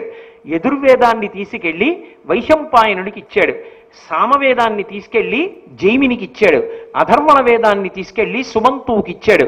మీరు శిష్య పరంపరని పెంచి ఈ 4 వేదములు కూడా లోకంలో కొనసాగి వర్ధిల్లేటట్టుగా మీరందరూ ప్రయత్నించండి అని గురు శిష్య పరంపరగా చెవితో స్వరం విని వేదం అలా అనుశ్రుతంగా ఉండేటట్టుగా నిర్ణయం చేసి సువ్యవస్థితం చేసిన వాడు వేదవ్యాస భగవానుడు. అలాగే 18 పురాణములను రచన చేశాడు. ఈ 18 పురాణములను ప్రవచనం చేయడానికి రోమహర్షణుడు అనబడేటటువంటి వ్యక్తికి అధికారం ఇచ్చి ఉపదేశం చేశాడు. ఇంతటి జ్ఞాన ఖని, సరస్వతీ స్వరూపం, లోకములకన్నిటికీ కూడా వాంగ్మయ భిక్ష పెట్టినటువంటి వాడు ఎవరు అంటే వ్యాసుడు. అందుకుని వ్యాసోచ్ఛిష్టం జగత్సర్వం అంటారు. వ్యాసుడు సమస్తము చెప్పాడు అనడానికి కారణం ఏదో వ్యాసుని యందు పక్షపాత బుద్ధితో చెప్పడమో, కోటేశ్వరరావు గారు చెప్పడమో కాదు. ఎవరైనా చెప్పే మాట ఏమిటంటే వ్యాసుడు అవతారం కనుక కలియుగంలో మనకి ఏది కావాలో దాన్నంతటినీ కూడా వాంగ్మయ రూపంలో అందించిన మహాపురుషుడు వేదవ్యాసుడే. అందుకే వేదవ్యాసుడు చెప్పినవి చెప్పారు అని చెప్పుకోవడం ఒక గొప్ప అదృష్టంగా భావన చేస్తారు. మీరు అందుకే చూడండి, ఏ సిద్ధాంతకర్తలైనా సరే వ్యాస దర్శనం పొందారు అంటే అదొక మర్యాదగా భావన చేస్తారు. ద్వైతమత ప్రవర్తకాచార్యులైనటువంటి మధ్వాచార్యుల వారు వ్యాస దర్శనం పొందారు. విశిష్టాద్వైత ప్రవర్తకాచార్యులైనటువంటి భగవద్ రామానుజులు వ్యాస దర్శనం పొందారు. అద్వైత సిద్ధాంత ప్రతిపాదన చేసినటువంటి శంకర భగవత్పాదులు వ్యాసుని యొక్క దర్శనం చేయడం కాదు, వ్యాసుడితో వాదన చేశారు. వ్యాసుడు వ్యాసుడిగా వస్తే పరమ గౌరవంతో మాట్లాడకుండా చేతులు కట్టుకు శంకరాచార్యుల వారు నిలబడిపోతారని వృద్ధ బ్రాహ్మణ రూపంలో వ్యాసుడు వస్తే ఇద్దరూ కలిపి బ్రహ్మసూత్ర భాష్యం మీద వాదన చేస్తే 16 సంవత్సరములు మాత్రమే ఈ లోకంలో ఉండడానికి నిశ్చయించుకుని వచ్చినటువంటి శంకర భగవత్పాదుల యొక్క ప్రజ్ఞా విశేషాలు చూసి సంతోషించినటువంటి వ్యాసుల వారు, నువ్వు తప్ప ఈ బ్రహ్మసూత్ర భాష్యాన్ని ఎవరు లోకంలో ప్రచారం చేస్తారు, అందుకని 16 ఏళ్ళు కాదు ఇంకొక 16 సంవత్సరములు నువ్వు ఉండాలి అంటే 32 సంవత్సరములు భూమి మీద ఉన్నారు. వ్యాసుడు చిరంజీవి. ఇప్పటికీ వ్యాసుడు మహానుభావులైన వారికి దర్శనమిస్తూ ఉంటాడు. వ్యాసుడు అంటే ఎంత ప్రీతి చూపిస్తారంటే, వ్యాసుడి తండ్రి పరాశర మహర్షి మీద ఎంత ప్రీతి చూపిస్తారంటే, రామానుజాచార్యుల వారు తన శిష్యుడైన కురత్తాళ్వార్ కుమారుడికి పరాశర భట్టర్ అని పేరు పెట్టారు. వ్యాసునితో సంబంధము లేకుండా వ్యాసుడు ప్రతిపాదించినటువంటి బ్రహ్మసూత్రములకు భాష్యం చేయకుండా ఉండరు. ద్వైతమతానికి సంబంధించినటువంటి మధ్వాచార్యుల వారు బ్రహ్మసూత్రాలకు భాష్యం చేశారు. విశిష్టాద్వైతానికి చెందిన భగవద్ రామానుజులు వ్యాఖ్యానం చేశారు. శంకర భగవత్పాదులు వ్యాఖ్యానం చేశారు. శంకరుల యొక్క అద్వైత గురు పరంపరలోకి వ్యాసుడు ప్రత్యక్షంగా వస్తాడు. ఇంతటి మహానుభావుడు ఆ వ్యాస మహర్షి. అందుకే ఆ వ్యాస భగవానుని యొక్క అవతారము వచ్చింది అనేటటువంటి మాటకే ప్రకృతి పులకిస్తుందంటారు. అది కోట్ల కోట్ల మంది మనుష్య జాతికంతటికీ కూడా నడవవలసినటువంటి ధర్మ పథాన్ని నిర్ణయం చేసి చూపించాడు. మీరు ఈ మార్గంలో నడవండి అని చూపించినటువంటి వాడు ఎవరు అంటే వ్యాసుడు. అటువంటి వ్యాసుడు కలియుగానికి ముందర రాకపోతే అల్పాయుర్దాయం కలిగినటువంటి ప్రజలు కలియుగంలో అందుకోవలసిన దాన్ని అందుకోలేరని భగవంతుడు వ్యాస పదవిలోకి పంపిస్తూ ఉంటాడు. ఈ యుగంలో కృష్ణద్వైపాయనుడు వ్యాసుడిగా వచ్చాడు. అంత గొప్ప అవతారం వేదవ్యాసావతారం. అటువంటి కృష్ణద్వైపాయనుడు జన్మించి వేదాల్ని విభాగం చేసి పంచమ వేదమైనటువంటి భారతాన్ని అందించాడు. అసలు భారతాన్ని ప్రవచనం చెయ్యమనగానే ఆదిపర్వం చెప్తున్నప్పుడు ఆదిపర్వంలో అంతర్భాగంగా వేదవ్యాసుని యొక్క అవతార స్వీకార ఘట్టాన్ని వైశంపాయనుడు జనమేజయుడికి సభలో ఉన్న మిగిలిన వాళ్ళకి భారతాంతర్గతంగా అందించాడు. వ్యాసుల యొక్క అవతార విశేషాన్ని చెప్పవలసి ఉంటుంది కాబట్టి భారతంలో అసలు వ్యాసుని యొక్క అవతార విశేషాన్ని ప్రస్తావించడం జరిగింది. అటువంటి వ్యాసుడు ఎంత గొప్పవాడు అంటే అనేక సందర్భాలలో భారతంలో కనపడుతూ ఉంటాడు. ఆయన కూడా అందులో అంతర్భాగం. ఎక్కడైనా వ్యాసుడు కనపడ్డాడు అంటే అందులో మీరు పరిశీలించవలసినటువంటి పరమ రహస్యం ఏదో ఉంటుంది. ఏదీ లేకుండా వ్యాసుడు రాడు. వ్యాసుడు కనపడ్డాడు భారతంలో అంటే మీరు చాలా జాగ్రత్తగా దాన్ని ఎంతో అధ్యవసాయంతో కూడుకున్నటువంటి బుద్ధితో పరిశీలనం చెయ్యాలి. మళ్ళీ వ్యాసుడు ఎప్పుడు కనపడ్డాడు అంటే కురువంశం ఆగిపోయేటటువంటి ఉపద్రవం ఏర్పడినప్పుడు కనపడ్డాడు. వ్యాసుడు లోకానికి అంతటికీ కూడా మర్యాద నేర్పినవాడు. అందుకే ఆయన అవతార స్వీకారం చెయ్యగానే తల్లి అయినటువంటి ఆ యోజనగంధి సత్యవతీదేవి ఆవిడికి పాదాలకి నమస్కారం చేసి ఒక మాట చెప్పాడు. అమ్మా, నువ్వు అనుమతించు, నేను తపస్సు చేసుకోవడానికి వెళ్ళిపోతున్నాను, కానీ అమ్మ కన్నా గొప్పది ఈ లోకంలో లేదు. అమ్మా, నువ్వు ఎప్పుడైనా కొడుకుగా నా వలన ఏదైనా ప్రయోజనం పొందాలని అనుకుంటే నువ్వు నన్ను స్మరించినంత మాత్రం చేత వచ్చి నీ ముంగట వాలతాను, నీవు కోరుకున్నటువంటి ఉపకారం చేసి వెడతాను. కాబట్టి అమ్మా, నేను ఇప్పుడు తపస్సు చేసుకోవడానికి వెళ్ళడానికి అనుమతించమని ప్రార్థించాడు. మనిషిగా జన్మించినటువంటి వ్యక్తికి ఉండవలసినటువంటి మొట్టమొదటి లక్షణం మాతృభక్తి. ఎందుచేత అంటే 9 మాసములు అమ్మ అంత ఓర్పుతో లోపల పిండాన్ని భరించి ఉండకపోతే ప్రసవమైనప్పుడు తాను బ్రతుకుతుందో బ్రతకదో తెలియదు. అయినా తాను మరణించినా పర్వాలేదు, తనని కట్టుకున్నవాడు తండ్రి కావాలని, తాను మాతృత్వాన్ని పొందాలని మూర్ఛి సదృశమైనటువంటి వేదనని అనుభవించి నెత్తురు పోగొట్టుకొని అంత క్లేశపడి బిడ్డకి జన్మనిస్తోంది. జన్మనిచ్చినటువంటి తల్లి కట్టుకున్న భర్తకైనా ఆకలేస్తోందంటే వండి పెడుతుందేమో, కానీ బిడ్డడు క్యారుమని ఏడిస్తే మాత్రం తన నెత్తుర్ని పాలగా మార్చి అందిస్తోంది. అటువంటి తల్లి రుణాన్ని తీర్చుకోగలిగిన వాడు లోకంలో ఎక్కడుంటాడు? తండ్రి రుణాన్ని తీర్చుకోవచ్చు. సౌత్రామణి అని ఒక యాగం ఉంది, అది చేస్తే పితృరుణం తీరుతుంది. తల్లి రుణాన్ని తీర్చుకోగలిగిన వాడు మాత్రం లోకంలో ఉండడు. తాను తినడం మానేస్తుందేమో, కానీ బిడ్డకి పెట్టడం మాత్రం అమ్మ మానదు. అమ్మ అంటేనే అపారమైనటువంటి ప్రేమ సింధు. అబ్దుల్ కలాం గారంతటి వాడు వింగ్స్ ఆఫ్ ఫైర్ అన్న పుస్తకానికి ఉపోద్ఘాతం రాసుకున్నారు. 2వ ప్రపంచ యుద్ధం జరుగుతున్నటువంటి రోజులలో, గోధుమలు ఎక్కువ దొరకనటువంటి రోజులలో ఏదో కొద్దిగా రేషన్లో దొరుకుతుంటే ఆ గోధుమలు తీసుకొచ్చి పిండి చేసి ఆవిడ రొట్టెలు వేస్తుంటే చిన్న పిల్లవాడు కలాం గారు ఏమీ తెలియక అమ్మ వేస్తున్న రొట్టెలు బాగున్నాయి కమ్మగానని, అమ్మ ఇంకో రొట్టె పెట్టు అంటూ అమ్మ పొయ్యి మీద వేస్తున్న రొట్టెలు కిందకి దింపి వేస్తుంటే చక్కగా తినేశారు. అన్నీ తినేసిన తర్వాత అన్నగారు వచ్చాడు. బుద్ధి ఉందా లేదురా నీకు? ప్రపంచ యుద్ధం జరుగుతోంది, రేషన్ రా, గోధుమలు దొరకట్లేదు, పిండి కూడా లేదురా, అమ్మ తినడానికి ఒక్క రొట్టె లేదురా, బాగున్నాయని అన్ని రొట్టెలు నీకు పెట్టేసింది, పిండి ఉందో లేదో చూసుకోక్కర్లేదురా, అమ్మ తినలేదురా అన్నాడు. ఏడుస్తూ కళ్ళంబట నీళ్లు కారుస్తూ కలాం గారు తల్లి వంక చూశారు. అమ్మా, నువ్వు తినలేదా? అమ్మా, తెలియదమ్మా, నేను తినేశానమ్మా, బాగున్నాయని. కళ్ళు తుడిచి కలాం గారిని కౌగలించుకొని తెల్లింది, నాన్న నీ కడుపు నిండితే నా కడుపు నిండిపోయిందిరా. కలాం గారు చిట్ట చివర రాసుకున్నారు, అమ్మా ఒకనాడు అమాయకత్వంతో తెలియక నువ్వు తినవలసిన రొట్టెలు కూడా తినేశాను, అయినా పరమ ప్రేమతో రొట్టెలు పెట్టి ఈ సప్త ధాతువులతో చర్మము, రక్తము, మాంసము, కొవ్వు, అస్థి, శుక్ల, మేధ అన్న 7 పదార్థములతో ఉన్న ఈ శరీరాన్ని పెంచి పెద్ద చేశావు.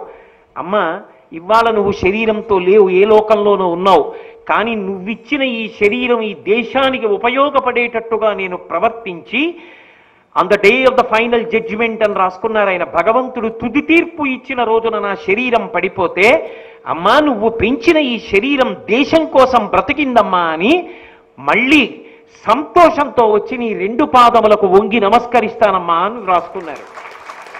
ఒక మతం కాదు, ఒక కులం కాదు, ఒక వర్ణం కాదు, ఒక వర్గం కాదు, ఎక్కడైనా అమ్మ అమ్మే. అమ్మలాంటి వ్యక్తి ఇక సృష్టిలో ఉండదు. సౌందర్య లహరి అన్నారు శంకరాచార్యుల వారు. అమ్మ అంటేనే సౌందర్యం. 80 ఏళ్ళు రానివ్వండి, 90 ఏళ్ళు రానివ్వండి, అమ్మలాంటి వ్యక్తి సృష్టిలో ఉండదు. ఆఖరి క్షణంలో కూడా బిడ్డడి యొక్క ప్రేమని మాత్రమే కోరుతుంది. అందుకే ఒక ముతక కథ ఒకటి తల్లి ప్రేమకి నిదర్శనంగా చెప్తారు. ఎవరో ఒక విలయాలు మీ అమ్మ గుండె కోసి పట్టుకురా, నువ్వు కోరుకున్న సుఖాన్ని ఇస్తానంది. ఆమె మీద ఉన్న క్రోధం చేత కొడుకు ఆమె యొక్క పొందు సుఖం కోసమని తల్లి నిద్రపోతూ ఉంటే గుండె కోసి అమ్మ గుండె పట్టుకుని పరిగెడుతున్నాడు ఆమె దగ్గరికి. గడప తన్నుకు పడిపోయాడు. ఆఖరణ లబ్ డబ్ అంటూ ఆగిపోతూ పడిపోయినటువంటి అమ్మ గుండె, నాన్న దెబ్బ తగిలిందా అని అడిగి ఆగిపోయింది. జరిగిందా జరగలేదా వదిలేయండి, అమ్మా అన్న మాట అంత గొప్పది. కానీ లోకంలో ఏ బిడ్డని కన్న తల్లికి ఆ బిడ్డ మీదే ప్రేమ ఉండొచ్చు. ఈ లోకములను కన్న జగన్మాతకి తన బిడ్డల మీద ఎంత ప్రేమ ఉంటుంది. ఆ అమ్మ బిడ్డలం మనం అందరం అనుకున్నాడు, మనం అందరం ఎంత ప్రేమతో బ్రతకవలసి ఉంటుంది. ప్రేమతో బ్రతకడానికి సిద్ధాంతం ఎక్కడిది? ప్రేమగా ఎలా ఉండగలరు? మనందరం ఆ తల్లిదండ్రుల బిడ్డలం. మాతాచ పార్వతీదేవి, పితాదేవో మహేశ్వర, బాంధవా శివభక్తాశ్చ స్వదేశో భువనత్రయం. భగవాన్ రమణులంతటి వారు తల్లికి ఆఖరణ గుండె ఆగిపోయే వరకు గుండెల మీద చెయ్యి పెట్టి కోట్ల జన్మలలో పొందవలసినటువంటి సంస్కారములను, పునర్జన్మలను అనుభవింపచేసి మోక్షం ఇచ్చి మాతృభూతేశ్వరాలయం కట్టారు శంకరాచార్యుల వారంతటి వారు. ఆఖరణ బయలుదేరి వచ్చి తల్లికి అంత్యేష్టి సంస్కారం చేశారు. చంద్రశేఖరేంద్ర సరస్వతి మహాస్వామంతటి మహానుభావుడు అవతార పరిసమాప్తి చేసే ముందు తల్లిగారి చిత్తరువు వంక చూసి, అమ్మా జన్మనిచ్చి ఈ శరీరాన్ని ఇచ్చావు, ఇక మళ్ళీ పుట్టవలసిన అవసరం లేని జ్ఞానాన్ని కలవైలో గురువు గారు ఇచ్చారని అమ్మ చిత్రపటానికి నమస్కరించి కలవై వంక తిరిగి గురువు గారికి నమస్కరించి అవతార పరిసమాప్తి చేశారు. లోకంలో అమ్మ అమ్మే. అమ్మకి నమస్కరించడం మొట్టమొదట నేర్చుకో. వ్యాస భగవానుడు ఈ జాతికంతటికీ నేర్పిన మొదటి పాఠం ఏది అంటే, అవతార స్వీకారం చెయ్యగానే తల్లి అయిన సత్యవతీదేవి పాదములకు ప్రణమిల్లి, అమ్మా నా అవసరం ఇప్పుడు పడినా స్మరించు, నీ సేవకి సిద్ధంగా ఉంటానమ్మా అని మాట ఇచ్చి వెళ్ళిపోయాడు. ఆ తర్వాత సత్యవతీదేవి శంతన మహారాజు గారిని వివాహం చేసుకుంది. చిత్రాంగదుడు, విచిత్ర వీర్యుడు అని 2 కుమారులు పుట్టారు. చిత్రాంగదుడికి పట్టాభిషేకం చేశారు. అదే పేరు కలిగినటువంటి గంధర్వరాజు ఒకడు చిత్రాంగదుడికి కనపడితే, ఈ పేరు కలిగిన వాడు నువ్వైనా ఉండాలి, నేనైనా ఉండాలని యుద్ధానికి వెళ్ళాడు. ఎందుకు అహంకారం? ఏమవుతుంది ఆ పేరున్నవాడు ఇంకోడు ఉంటే? యుద్ధానికి వెళ్ళాడు. ఆ గంధర్వుడి చేతిలో మడిచిపోయాడు. మిగిలిన వాడు విచిత్ర వీర్యుడు. అయ్య బాబోయ్, కురువంశం ఎక్కడ ఆగిపోతుందో అని భయపడినటువంటి భీష్మాచార్యుల వారు అంబాలికని తీసుకొచ్చి విచిత్ర వీర్యుడికిచ్చి వివాహం చేశారు. ఆ విచిత్ర వీర్యుడు భోగముల యందు అసలు తనివి తీరకుండా అనుభవించి సంతానాన్ని పొందకుండానే మరణించాడు. ఉన్న భీష్మాచార్యుల వారు ప్రతిజ్ఞ చేశాడు తండ్రి కోసం, నేను వివాహం చేసుకోను, సంతానాన్ని పొందను అని ప్రతిజ్ఞ చేశాడు. ఇప్పుడు ఒక పెద్ద పీట ముడిపడిపోయింది. కురువంశం ఆగిపోయింది, భరతవంశం లేదు. ఎందుకంటే ఆ శంతన మహారాజు గారికి పుట్టినటువంటి 2 కుమారులలో చిత్రాంగదుడు మరణించాడు, విచిత్ర వీర్యుడు మరణించాడు. విచిత్ర వీర్యుని యొక్క భార్యలు అంబిక, అంబాలిక ఉన్నారు, కానీ భర్తలు లేరు. భీష్ముడు పెళ్లి చేసుకోడు కాబట్టి సంతానాన్ని పొందడు. ఇప్పుడు ఆ భరతవంశంలో సింహాసనం మీద కూర్చోడానికి ఉత్తరాధికారి ఏడి? అసలు ఆ వంశం ఎలా కొనసాగుతుంది? ఇక వంశం నిలబడదు, వంశం అయిపోయింది. ఇటువంటి క్లిష్టమైన సన్నివేశంలో తల్లి సత్యవతీదేవి భీష్మాచార్యుల వారిని అడిగింది. శంతన మహారాజు కుమారుడేగా, అందుకని ఆమెకి కుమారుడే. కాబట్టి కుమారా, ఇంత క్లిష్టమైన సన్నివేశం ఏర్పడింది కాబట్టి నువ్వు వివాహం చేసుకో, నీ ప్రతిజ్ఞని ఉపసంహారం చెయ్యి, భరతవంశాన్ని ఉద్ధరించమని అడిగింది. అమ్మా, ఒకసారి ప్రతిజ్ఞ చెయ్యడం అంటే ప్రతిజ్ఞ చెయ్యడమే, ఇక మాట తప్పడం అన్న మాట ఉండదు. అమ్మా, నేను వివాహం చేసుకుని సంతానమును పొందలేను, ఈ క్లేశం నుంచి గట్టెక్కాలి అంటే ఈ యుగంలో ఒక ధర్మం ఉన్నది. నిన్న మీకు నేను ధర్మం గురించి చెప్తూ ఒక మాట చెప్పా. కాలమునందు ధర్మము మారుతుంది. ఏకాదశి నాడు ఉపవాసం ధర్మం, ద్వాదశి నాడు ఎంత తొందరగా వీలైతే అంత తొందరగా సూర్యోదయం అయిపోయిన తరువాత ఆహారాన్ని తినేయడం ధర్మం. ఉపవాసాన్ని పాలన చెయ్యడం ద్వాదశి నాడు ధర్మం, ఉపవాసం చెయ్యడం ఏకాదశి నాడు ధర్మం. కాలంలో ధర్మం మారిందా మారలేదా? ఏకాదశి నాడు ఉన్న ధర్మం ద్వాదశి నాడు లేకుండా పోయిందా లేదా? పోతుంది. ధర్మం అన్ని వేళలా కాలంలో ఒకలా ఉండదు. ద్వాపర యుగంలో ఒక ధర్మం ఉంది, అది కలియుగంలో లేదు. ఈ మాట బాగా జ్ఞాపకం పెట్టుకోవాలి. కలియుగంలో లేదు ఆ ధర్మం, ఒక్క ద్వాపర యుగంలో మాత్రం ఒక ధర్మం ఉంది. ఏమిటి ఆ ధర్మం అంటే దేవరన్యాయము అని ఒక న్యాయం. దేవరన్యాయము అంటే సంతానమును పొందకుండానే భర్త శరీరాన్ని విడిచిపెడితే భర్త యొక్క అన్నదమ్ములలో ఎవరైనా ఆ మరణించినటువంటి సోదరుని భార్యకు సంతానమును అనుగ్రహించవచ్చు. అంతకన్నా ఇంకా దాన్ని వివరంగా మాట్లాడవలసిన అవసరం లేదు, మీరు ప్రాజ్ఞులు గ్రహించగలరు. ఆ సంతానమును అనుగ్రహించవచ్చు కాబట్టి దాన్ని దేవరన్యాయం అంటారు. ఒకవేళ అలా అన్నదమ్ములు కూడా లేకపోతే ఇంద్రియములను జయించినటువంటి వాడు, మహావిద్వాంసుడైనటువంటి వాడు, వేదములను చదువుకున్నటువంటి, కేవలము ఉపకార బుద్ధితో అవతల వారి వంశమును నిలబెట్టడం కోసం మాత్రమే ఉపకారముగా అనుగ్రహించగలిగినటువంటి బ్రాహ్మణుని వలన పొందవచ్చు. ఇది దేవరన్యాయం అని ద్వాపర యుగంలో ఉంది, కలియుగంలో లేదు. మళ్ళీ చెప్తున్నాను. కాబట్టి అటువంటి న్యాయం ఒకటి ఉన్నదమ్మా. కాబట్టి నువ్వు ఇప్పుడు వ్యాసుల వారిని పిలువు. వ్యాసుడు మహానుభావుడు, పైగా నీ కుమారుడు, చిత్రాంగద విచిత్ర వీర్యులకు అన్నగారు అవుతాడు. కాబట్టి ఆయన వలన మళ్ళీ వంశాన్ని నిలబెట్టు అని అడిగితే వెంటనే ఆమె వేదవ్యాసుణ్ణి స్మరించింది. అమ్మ స్మరించగానే వస్తాడు వ్యాసుడు. అందుకని పరుగు పరుగున వచ్చి అమ్మ ముందు నిలబడ్డాడు. నిలబడి తల్లికి నమస్కారం చేసి, అమ్మ ఏమి ఆజ్ఞ అని అడిగాడు. మీరు భారతాన్ని చాలా బాగా చదవాలి. నేను ఏదో ఎంత ఒక్కొక్క వ్యక్తి గురించి మాట్లాడినా కొంత పరిమితి ఉంటుంది కదా, అంతా ఎక్కడ స్పృశించగలను. ఎవరు మాట్లాడినా ధర్మాన్ని మాట్లాడతారు. సత్యవతీదేవి ఒక ధర్మాన్ని చెప్పింది. తండ్రికి కొడుకుని శాసనం చేసే అధికారం ఉంటుంది. తండ్రి అన్న మాటకు అర్థం తల్లి కాదు అని కాదుగా, తల్లికి కూడా శాసనం చేసే అధికారం ఉంటుంది. కాబట్టి కుమారా, నువ్వు మహావిద్వాంసుడవు, వేద విభాగం చేసిన వ్యాసుడవు, నిన్ను నేను శాసనం చేస్తున్నాను. నువ్వు ఈ భరతవంశాన్ని నిలబెట్టడం కోసమని ఒక మహోపకారం చెయ్యాలి. ఎందుకని? భీష్ముడు ఒక సలహా చెప్పాడు, ఈ వంశం ఆగిపోతోంది కాబట్టి. కావున నియతాత్ము జగత్పావను ధర్మస్వరూపు బ్రాహ్మణు బడయంగావలయువాడు సంతతి కావించు విచిత్ర వీర్యక క్షేత్రములన్. వేదములను చదువుకున్నటువంటి వాడు, ఇంద్రియములను నిగ్రహించినటువంటి వాడు, మహావిద్వాంసుడైనటువంటి వాడు ఒక బ్రాహ్మణోత్తముని వలన సంతానమును పొందమని భీష్మాచార్యుల వారు ఆదేశించారు. ఇప్పుడు విచిత్ర వీర్యుని యొక్క క్షేత్రములు అంటే ఆయన భార్యలైనటువంటి వాళ్ళు ఉన్నారు. ఆ విచిత్ర వీర్యుడి యొక్క భార్యలు అంబిక, అంబాలిక. ఇప్పుడు ఆ అంబిక, అంబాలికల యందు నువ్వు సంతానోత్పత్తిని చేస్తే వంశము నిలబడుతుంది. కాబట్టి ధృతినీయందనుజుండై విశ్రుతుడైన విచిత్ర వీర్యు సుక్షేత్రములన్ సుతులం పడయుము కులము అవిరత సంతతి నెగడ దేవరన్యాయమునన్.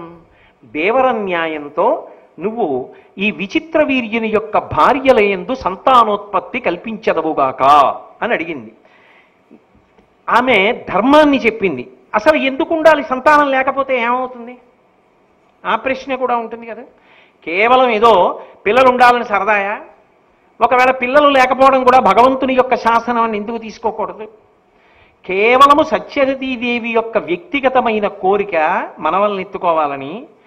అంబికా, అంబాలికలు బిడ్డల్ని ఎత్తుకోకుండానే భర్త మరణించాడన్న బాధ ఉంటే అందులో తప్పు పట్టడానికి ఏం లేదుగా. ఏ స్త్రీకైనా అటువంటి కష్టం రాకూడదుగా. కానీ అది ఈశ్వర శాసనమని వారు ఎందుకు మనసును నిగ్రహించలేకపోయారు? ఎందుకు సత్యవతీదేవికి ఇటువంటి కోరిక పుట్టింది? ఆ కోరిక ధర్మమన్న చట్రంలో ఇమిడితే కదా వ్యాసుడు జవాబు చెప్పాలి. అసలు అది ధార్మికమేనా? ఆ కోరిక కలగచ్చాలి వ్యాసుడి దగ్గర ప్రస్తావన చెయ్యొచ్చా? అందుకు చెప్తోంది సత్యవతీదేవి, నీ కారణమున వంశమనాకులమై నిలుచుటయు తదాప్తులు ప్రజలున్ శోక భయంబులు విడుతురు నాకును భీష్మునకు కడుమన ప్రియమెసగన్.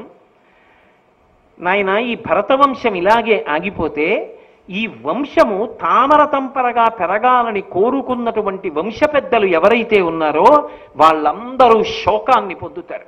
ఎందుచేత అంటే వంశము పెరగడము అనేటటువంటిది కేవలముగా ఒక్క వ్యక్తి వరకు తీసుకునేటటువంటి నిర్ణయమై నిలబడదు. మీరు నా మాట పట్టుకున్నారో లేదో? నేను మీకు ఒక మాట చెప్తాను. రఘువంశ కావ్యంలో దిలీపుడికి సంతానం కలగలేదు. దిలీపుడు భార్యని సుదక్షిణాదేవిని తీసుకుని వశిష్ఠ మహర్షి దగ్గరికి వస్తున్నాడు. అయ్యా, ఇంతకాలం అయింది, సంతానం కలగలేదు, ఎంత భోగభాగ్యాలున్నా సరే ఏమిటి సంతోషం అంటే, దిలీపుడికి బిడ్డలు పుట్టలేదు కాబట్టి దిలీపుడు అడుగుతున్నాడా? బిడ్డలు పుట్టకపోతే అది కూడా భగవంతుని యొక్క శాసనం అని నిర్ణయం చేసుకుని సరిపెట్టుకోలేడా? అడగడం కనుకైనా ధర్మం ఉందా? వశిష్ఠుడి దగ్గరికి వచ్చి నాకు సంతానం కావాలని అడగడంలో కాళిదాస మహాకవి ఎంత గొప్పగా ప్రస్తావించాడంటే, వశిష్ఠుడి దగ్గరికి వచ్చాడు. గురువు తండ్రి కదూ. ఓ తండ్రి, నేను నీ కోడల్ని తీసుకుని వస్తున్నాను. అలాగే అంటారు, కొడుకుగానే భావిస్తారు. మా గురువు గారు ఎప్పుడైనా మాట్లాడుతుంటే ఒరే కోడలు ఎలా ఉందిరా అంటుంటారు. నేను ఆయనకి కొడుకు, గురువు గారికి శిష్యుడు కొడుకుతో సమానం అయినప్పుడు నా ధర్మపత్ని ఆయనకి ఏమవుతుంది? కోడలు అవుతుంది. అందుకే కోడలు ఏం చేస్తోందిరా అని అడుగుతుంటారు మా గురువు గారు. అలా వెళ్ళినటువంటి దిలీపుడు వశిష్ఠుడితో మాట్లాడుతూ అన్నాడు, తండ్రి, నేను నీ కోడలతో కలిసి వస్తున్నప్పుడు దూడలతో ఉండి పిల్లలతో ఉన్నటువంటి ఆవులను జింకలను చూశాం. మీరు అనేక పాదులు పెట్టారు, చెట్లు వేశారు ఆశ్రమంలో. ఆ పాదులన్నీ కాయలు కాసాయి, ఆ చెట్లన్నీ పిందెలు వేశాయి. ఇవి చూసి నీ కోడలు చాలా బాధపడింది. ఎంత గొప్ప మాట! ఏ స్త్రీకి ఉండదు ఆ కోరిక బిడ్డల్ని ఎత్తుకోవాలని? ఎంత అందంగా మాట్లాడాడో చూడండి దిలీపుడు. అంతేకాదు, తండ్రి, నేను పితృదేవతలను ఉద్దేశించి తద్దినం పెడుతున్నప్పుడు నేను చల్లటి నీళ్లే తర్పణ విడిచిపెడుతున్నా, అవి వేడెక్కుతున్నాయి. ఎందుకని అంటే నేను బాధతో నిట్టూరుస్తున్నాను. ఆ నీళ్లు అందుకుంటున్నటువంటి పితృదేవతలు నిట్టూరుస్తున్నారు. ఎందుకు నిట్టూర్పులు విడిచిపెడుతున్నారంటే, నీకు పుత్ర సంతానం కలగలేదు కదా, నువ్వు ఇస్తున్నటువంటి తర్పణే ఆఖరి తర్పణ. ఇక నీ తర్వాత మన వంశంలో తర్పణ ఇచ్చేవాడు ఉండడా, తద్దినం పెట్టేవాడు ఉండడా అని వారు చాలా బాధగా నిట్టూర్పు విడుస్తూ నీరు పుచ్చుకుంటుంటే నేను చల్లటి నీరు ఇచ్చినా వేడెక్కుతోంది. ఇప్పుడు సంతానం కలగడం అన్నది కేవలం తన కోసమా? ఒక సంప్రదాయం, ఒక వంశ గౌరవం నిలబడడం కోసమా? పితృదేవతలు ఉత్తీర్ణులవడం కోసమా? అందుకే సనాతన ధర్మంలో సంతానమును పొందడము, గృహస్థాశ్రమంలోకి ప్రవేశించడం అనేటటువంటిది ఒక పవిత్రమైన యజ్ఞము. ఆమె ధర్మపత్ని, అంతేగాని కామపత్ని కాదు. కనుక ఇప్పుడు సత్యవతీదేవి మాట్లాడుతున్నది కేవలము తనకి మనవలు పుట్టలేదని బాధపడుతోందా? ధర్మ సూక్ష్మం ఏమైనా ఉన్నదా అంటే, ఈ వంశం ఆగిపోతే వంశమునందున్న పెద్దలందరూ ఏడుస్తారు. ఈ వంశం ఆగిపోయింది ఇక్కడతో. వీళ్ళ తర్వాత ఇక పూజా మందిరంలో పూజ చేసేవాడు లేడు, ఇక ఆ సింహాసనం మీద కూర్చునే ఉత్తరాధికారి లేడు. వీళ్ళ తర్వాత ఆ ఇంట్లో ఉన్నవన్నీ వెళ్ళిపోతాయి, ఆ ఇంటి పేరు నిలబడదు. కాబట్టి ఈ వంశం ఆగకూడదు, పెద్దలు శోకించకూడదు, వంశము నిలబడాలి. అందుకు అడుగుతున్నాను దేవరన్యాయము చేత సంతానమును అనుగ్రహించమని. అంతేకాదు, ఇది కేవలముగా మా వంశమునకు మాత్రమే పరిమితమైన సమస్య కాదు, యావత్ భారతాన్ని ఏలుతోంది ఈ వంశము. ఏలుతున్నటువంటి వంశంలో ఇవాళ ఉత్తరాధికారి లేడు. లేకపోతే ఏమవుతుంది? రేపు పొద్దున్న సింహాసనం మీద కూర్చోవడానికి రాజు లేడు. ఇవాళ కాకపోతే రేపైనా భీష్ముడు వెళ్ళిపోతాడుగా. జాతస్య హి ధ్రువో, ఎవరైనా సరే పుట్టినటువంటి వాడు వెళ్ళిపోవలసిందేగా. జాతస్య హి ధ్రువో మృత్యు. ఎంత స్వచ్ఛంద మరణం ఉన్నా భీష్ముడు కూడా ఎప్పుడప్పుడు శరీరాన్ని వదిలిపెట్టాలిగా. అప్పుడు సింహాసనం మీద కూర్చోవడానికి వారసుడేడి? సింహాసనం శూన్యం అయిపోతుందిగా. అలా సింహాసనం శూన్యమైపోయి సరి అయిన ప్రభువు లేకపోతే రాజ్యమునందు అనేకమైనటువంటి విపత్తులు ఏర్పడతాయి. సామాజిక ప్రయోజనాన్ని స్పృశిస్తోంది ఆవిడ. ఆవిడంది, అవని అరాచకంబైన ఎప్పుడు ఆ భూప్రజ యందు సర్వధర్మములు తొలంగు, దేవ మునిముఖ్యులు వాయుదురు, ఓలి వృష్టి లేదవు, మరి అర్ఘవుల్ తరుగునందురు కావున కలయాపనం అవితధవాక్య చేయక నయంబున రాజ్యము నిల్పుమిత్తరిన్. అలా సింహాసనం శూన్యంగా ఉండిపోయి దాని మీద రాజు కూర్చుని పరిపాలన చెయ్యకపోతే అరాచకమైపోయిందని ఎవరిష్టం వచ్చినట్టు వాళ్ళు ప్రవర్తిస్తారు. లోకంలో ధర్మం అన్న మాట ఉండదు. ధర్మము లుప్తమైపోతే శాంతి అన్న మాట ఉండదు. ప్రభువుకి భయపడి ధర్మాన్ని పట్టుకున్నంతసేపే బలహీనుడు కూడా శాంతియుతంగా ఉంటాడు. ప్రభువు పట్ల భయం లేదనుకోండి, వెంటనే రకరకాలైనటువంటి కుటిల మనస్తత్వం ఉన్న వాళ్ళు చెలరేగిపోయినప్పుడు ధర్మాత్ములు బలహీనులు బాధపడతారు. అప్పుడు ప్రభుత్వం ఉండి లేనిదైపోతుంది. ప్రభుత్వం లేకపోతే, సింహాసనం మీద వారసుడు లేకపోతే, రాజు లేకపోతే ధర్మము నశించి శాంతి నశిస్తుంది. ఇది రాజ్యమునందు సామాజిక ప్రయోజనం అందుకుని ఉత్తరాధికారి కావాలి. ఇప్పుడు చెప్పండి, కేవలము కామము కొరకో, కేవలము తన కొరకో సత్యవతీదేవి అడగట్లేదు, విశాల ప్రయోజనము కొరకు అడుగుతోంది. అందుకు అంగీకరిస్తున్నారు అంబిక అంబాలిక తప్ప దాన్ని ఏదో హ్రస్వదృష్టితో సంకుచిత దృష్టితో వ్యాఖ్యానం చెయ్యవలసిన విషయాలు కావు. అంత విశాల ప్రయోజనాన్ని అంత దుఃఖంలో ఉండి కూడా ఆలోచించగలిగినటువంటి మహోత్తములైనటువంటి స్త్రీమూర్తులు జన్మించిన గడ్డ ఈ గడ్డ అని మనం గౌరవించాలి. కాబట్టి ధర్మములు పోతాయి. పైగా దేవతలు మునులు భూమిని విడిచిపెట్టి వెళ్ళిపోతారు ధర్మం తప్పిపోయినప్పుడు. ధరలు దారుణంగా పడిపోతాయి. పడిపోతే విపరీతమైనటువంటి నష్టాలు వస్తాయి. నువ్వు 1 సంవత్సరం పాటు అంబికని అంబాలికని వ్రతం చెయ్యమంటున్నావు కాబట్టి ఆలస్యం చెయ్యకుండా నువ్వు ఉత్తర క్షణం వారి యందు సంతానమును పొందు. దాని వలన రాజ్యము నిలబడుతుంది. ఆ పుట్టిన బిడ్డలు మరి పసిబిడ్డలు కదా, వారు పెరిగే వరకు రాజ్యమును ఎవరు చూస్తారంటావేమో. భీష్ముడికి స్వచ్ఛంద మరణం ఉంది. తాను మరణించాలనుకునే వరకు భీష్ముడు మరణించడు. భీష్ముడు ఈ వంశాన్ని నిలబెట్టడం కోసం వాళ్ళు పెరిగి పెద్దవారయ్యేంత వరకు ప్రాణములతో ఉంటాడు. ఉండి వాళ్ళని పెద్ద చేస్తాడు. కాబట్టి దయ నీచే నుత్పాదితులైన సుతులు తమ్మిరుంగునంతకు భీష్ముండు అయనయశాలి సమర్థుండై చేకురి రాజ్యభారం అరయుచుండున్. ఆ భీష్మాచార్యుల వారు ఉన్నారే, ఆయన పిల్లలు పెరిగి పెద్దవాళ్ళై రాజ్యభారాన్ని వహించే వరకు రాజ్యాన్ని నిర్వహిస్తాడు. కాబట్టి ఓ మహానుభావ, వెంటనే నువ్వు సంతానమును పొందవయ్యా అని. అయితే వేదవ్యాస భగవానుడు ఇన్ని ధార్మిక ప్రయోజనములను దృష్టిలో పెట్టుకుని తప్పకుండా ఆ వంశాన్ని రక్షించడానికి మాట ఇచ్చాడు. అంబికతో అత్తగారైనటువంటి సత్యవతీదేవి పిలిచి చెప్పినప్పుడు ఏం చెప్పిందంటే, నువ్వు దేవరుని వలన సంతానమును పొందుతావు, ఇవాళ దేవరుని అనుగ్రహాన్ని పొందుతావు అని చెప్పింది. దేవరుడు అన్న మాట బహుశః అంబిక ఏమని అర్థం చేసుకుందంటే, భర్త యొక్క అన్నదమ్ములయ్యుండి ఉండే అవకాశం ఉంటుంది కాబట్టి భీష్మాదులు ఎవరో అనుకుంది. కానీ హఠాత్తుగా వ్యాస భగవానుడు వచ్చాడు. ఆయన అపారమైనటువంటి తేజోమూర్తి. పెరిగిపోయిన రాగి చుట్టూ గడ్డాలు అవి ఉండి తపోనిష్టతో ఉండేవాడు. ఆమె క్షత్రియ కన్య.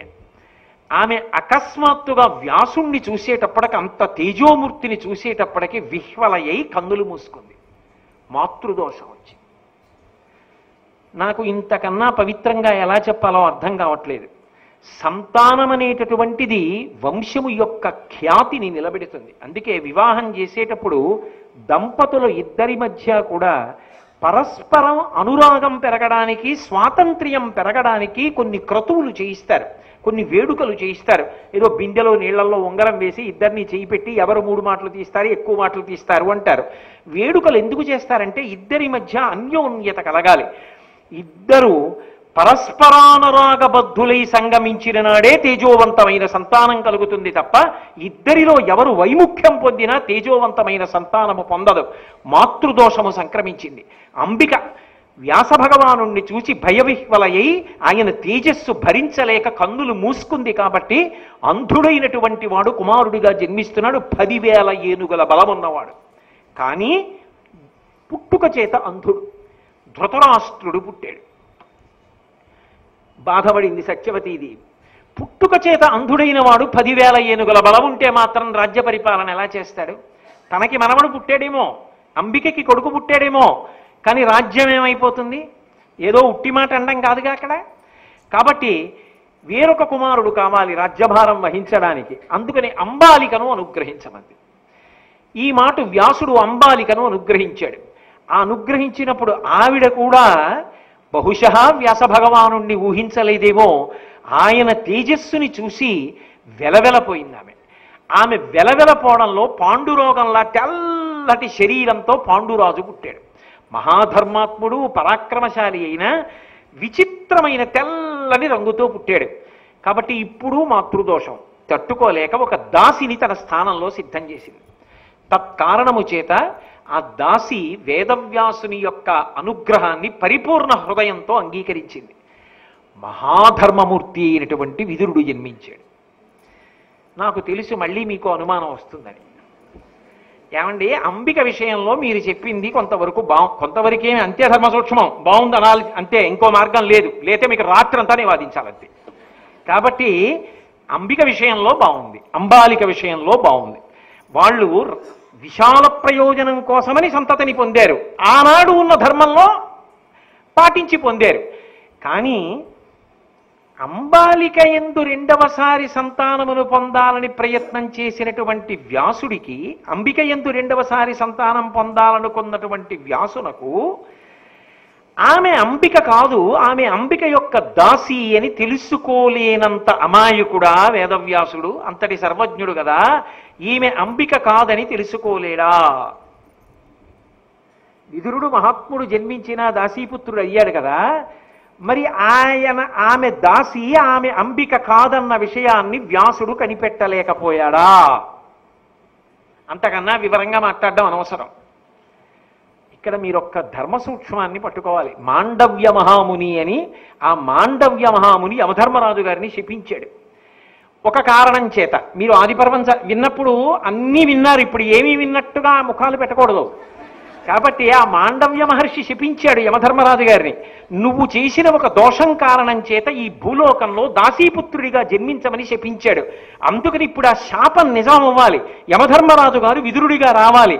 అందుకని ఒక మహర్షి యొక్క శాపాన్ని నిజం చెయ్యడానికి భగవంతుడు పెట్టిన వ్యూహం ఇలా జరిగి అంబిక బుద్ధి యందు ఇటువంటి ఆలోచన వచ్చిందని వ్యాసుడు మిన్నకున్నాడు. అందుకని విదుర జననం జరిగింది తప్ప వ్యాసుడికి తెలియదని అనడానికి వీల్లేదు. భగవంతుని వ్యూహమనందు వ్యాసుడు కూడా పాలు పంచుకున్నాడు అంతే. కాబట్టి ఇప్పుడు మీరు ఆలోచించండి, ధృతరాష్ట్రుడు ఎవరి కొడుకు? వ్యాసుడి కొడుకు. పాండురాజు ఎవరి కొడుకు? వ్యాసుడి కొడుకు. అంటే అసలు భరతవంశం నిలబడింది ఎక్కడ? వ్యాసుడి వలన. అసలు మహాభారతం అంతా ప్రారంభమైంది ఎవరి వలన? వ్యాసుడి వలన. ఇప్పుడు వ్యాసుడు అమ్మ మాటకి కట్టుబడి ఉండకపోతే భరతవంశం కొనసాగడానికి ఆయన సహకరించి ఉండకపోతే భరతవంశం నిలబడి ఉండేదా?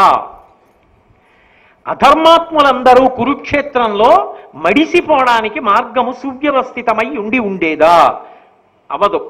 కాబట్టి వ్యాసుడు ఎక్కడ పీఠముడి పడిపోతుందో కథాక్రమం అక్కడ దర్శనమిచ్చి మార్గాన్ని సుగమం చేస్తాడు. అమ్మ మాటని శాసనంగా స్వీకరించి అమ్మ పట్ల ఉండవలసినటువంటి గౌరవాన్ని ధర్మ వ్యతిరేకంగా కాదు, ధర్మబద్ధంగా ధర్మాచరణమును చేసి చూపించినటువంటి మహితాత్ముడు వ్యాస భగవానుడు. అయితే మళ్ళీ వేరొక సందర్భంలో వ్యాసుడు కనపడతాడు. ఏ సందర్భంలో కనపడతాడంటే ఆది పర్వంలో ఒకసారి ధృతరాష్ట్రుడు పాండురాజు జన్మించిన తరువాత మళ్ళీ వ్యాసుడు ఎక్కడ కనపడతాడు అంటే గాంధారి ఉదరతాడనం చేసుకుంది, అక్కడ కనపడ్డాడు. గాంధారి అన్న మాట నేను ఎత్తినప్పుడు ఒక విషయం చెప్పవలసి ఉంటుంది. గాంధారి ధృతరాష్ట్రుని యొక్క భార్య. ఆమెకి పరమశివుని యొక్క వరం ఉంది, 100 సంతానమును కంటావు నువ్వని. ఆమె ఎంతటి మహాపతివ్రత అంటే అసలు ఆమెకి పెళ్లిని తండ్రి నిశ్చయం చెయ్యగానే ఆమె ఒక నిర్ణయం చేసుకుంది, నా భర్త ఈ ప్రకృతిలో ఉన్న అందాలను చూడలేడు, నా భర్త చూడని అందాలు నాకు అక్కర్లేదని ఆమె కూడా తనంత తానుగా కళ్ళకి గంతలు కట్టుకుంది. ఆమె సౌశీల్యవతి, సుగుణముల రాశి. అయినా సరే మాతృత్వం అన్న మాట ఉంది చూశారు, అందులో ఎంత కాదన్నా అసూయ చొరబడిపోవడానికి కొన్ని వేళల్లో అవకాశం ఉంటుంది. తన భర్త ధృతరాష్ట్రుడు పెద్దవాడు పాండురాజు కన్నా, కానీ ధృతరాష్ట్రుడు రాజ్య పరిపాలన చెయ్యడం కుదరలేదు, పాండురాజు చేశాడు. ఎందుకని చేశాడు? తన భర్త జాత్యంధుడు గనక, పుట్టుకతో అంధుడు గనక పాండురాజు రాజ్యం చేస్తున్నాడు. వేదవ్యాసుని యొక్క వరప్రభావం చేత, పరమశివుని యొక్క వరప్రభావం చేత కుంతిదేవి కన్నా కూడా ముందు గర్భాన్ని ఎవరు ధరించారు అంటే గాంధారి ధరించింది. కాబట్టి ఇప్పుడు గాంధారికి మనసులో ఒక గొప్ప ఊరట లభించింది. ఏమిటి? కుంతిదేవి కన్నా ముందు తనకి సంతానం కలుగుతుంది. అయితే మీరు నన్ను మళ్ళీ ఇక్కడ ప్రశ్న వేస్తారు, నాకు తెలుసు. ఏమండి, ముందు సంతానం పుడితే మాత్రం రాజు పాండురాజు కదా, పాండురాజుకి సంతానం కలిగితే వాడే కదా మళ్ళీ యువరాజు. ఆవిడికి ధైర్యం ఏమిటంటే, గాంధారికి పాండురాజుకి కిందమముని శాపం ఉంది. నీ భార్యలతో సంగమిస్తే ఉత్తర క్షణంలో మరణిస్తావు, ఏ భార్యతో సంగమించావో ఆమె కూడా మరణిస్తుందని. కాబట్టి ఇక పాండురాజుకి సంతానం కలగదు. పాండురాజుకి సంతానం కలగదు కాబట్టి ధృతరాష్ట్రుడి భార్య అయిన గాంధారికే సంతానం కలుగుతుంది. ఇప్పుడు కుంతిదేవికి మాద్రికి సంతానం కలిగే అవకాశం లేదు. కాబట్టి ఇక పాండురాజు తర్వాత రాజ్యానికి వారసులు పాండురాజు వైపు నుంచి లేరు. తన భర్త అంధుడై రాజ్యం చేయలేదు, కానీ తన సంతానం అంధులు కారుగా, వాళ్ళు రాజ్యం చేస్తారుగా. తన భర్త పొందలేకపోయినది ఏది ఉన్నదో అది తన బిడ్డలకు వస్తోందిగా, ఇప్పుడు అవకాశం వస్తోందిగా. పైగా తాను గర్భిణి, కుంతిదేవి గర్భిణి కాదు, అవదు కూడా. ఎందుకని అంటే కిందముని శాపం ఉంది, భార్యా సంగమం పాండురాజుకి నిషేధింపబడింది. ఇది ఆమె సంతోషం.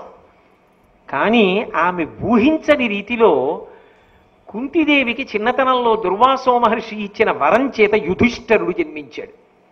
ఆమెకి ఈ వార్త తెలిసింది గాంధారికి. కుంతిదేవికి కొడుకు పుట్టేశాట, యుధిష్ఠరుడు పుట్టాట, ధర్మరాజు పుట్టాడు, ధార్మికంగా పుట్టాడు. కుంతిదేవి గురించి చెప్పినప్పుడు ఆ విషయాలు చెప్తాను. కాబట్టి ఇప్పుడు నాకు సంతానం కలగలేదు, అవతల కుంతిదేవికి కొడుకు పుట్టేశాడు. పుట్టరు అని నేను అనుకున్నాను, కానీ పుట్టాడు. వాడు ధార్మికుడు, ధర్మబద్ధంగా వచ్చాడు. కాబట్టి ఇప్పుడు సింహాసనానికి ఉత్తరాధికారి. నా భర్తకి రాజ్యం లేదు, ముందు గర్భం వస్తే మాత్రం ఈ పుట్టే పిల్లలకి ఏం యోగం ఉంది? వీడు పుట్టే ఏం చేస్తాడు? మళ్ళీ వాళ్ళకి దాస్యం చేస్తాడు.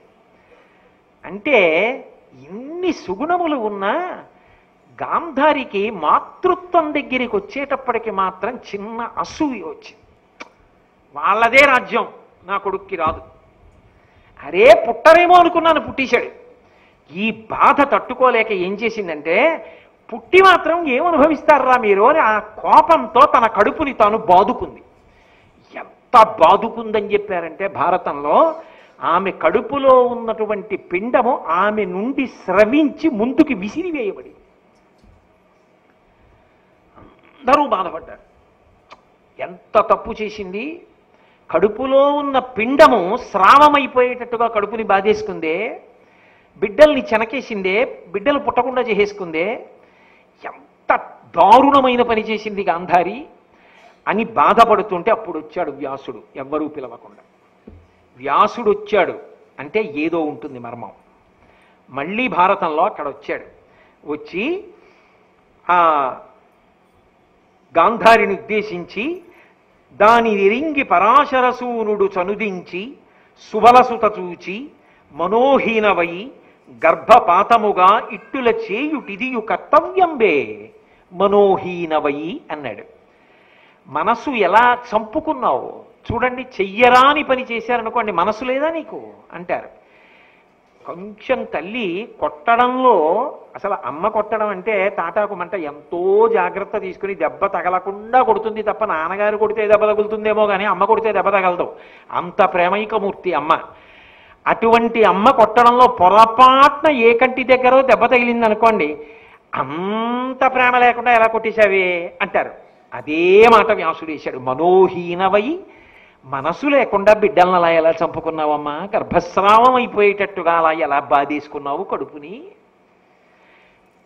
అది శోకమైతే గుండెలు బాదుకుంటారు. తన పుత్రులకు రాజ్యం రావట్లేదన్న ఆక్రోశము కనుక కడుపు బాదుకుంది అని. మహానుభావుడు త్రికాలవేది కదూ, శివుడి మాట ఉత్తినే పోకూడదు కదూ, ఆయన వరం ఇచ్చాడు, నూర్గురు పుట్టవలసిందే. అందుకే శివాజ్ఞ మేరకు వ్యాసుడు ఒక మాట చేశాడు. ఇమ్మాంసపేసి ఏకశతం ఉదయింతురు సుతులు ముదమ్మున ఇది తథ్యము, ఇంకనైనా అతియత్నంబున రక్షింపు దీని నావచనమునన్ అని ఆ పిండాన్ని తీసి 100 ముక్కలుగా విభాగం చేశాడు. చేసినప్పుడు 100 ముక్కలు దానితో కలిపి ఇంకొక ముక్క 101 ముక్కలు చేశాడు. చేసి నీతి కుండల యందు వాటిని ఉంచి వీటిని నిరంతరం తడుపుతూ ఉండండి ఈ కుండల్ని. అంటే ఇప్పుడు సంతాన సాఫల్య కేంద్రముల యందు ఎలా అయితే ఒక పరీక్షణాళికలో సంతానాన్ని సృష్టిస్తున్నారో అది మంత్రశక్తి చేత ఆనాడు చేశారన్నమాట. బహుశా టెస్ట్ ట్యూబ్ బేబీలు అన్నది ఆనాడు ఉంది అని అర్థం. ఈనాడు ఉంటే నమ్మినవాడు ఆనాడు ఉంటే ఎందుకు నమ్మవు? ఇప్పటి శక్తి ఒకటైతే అప్పటి శక్తి ఇంకొకటి.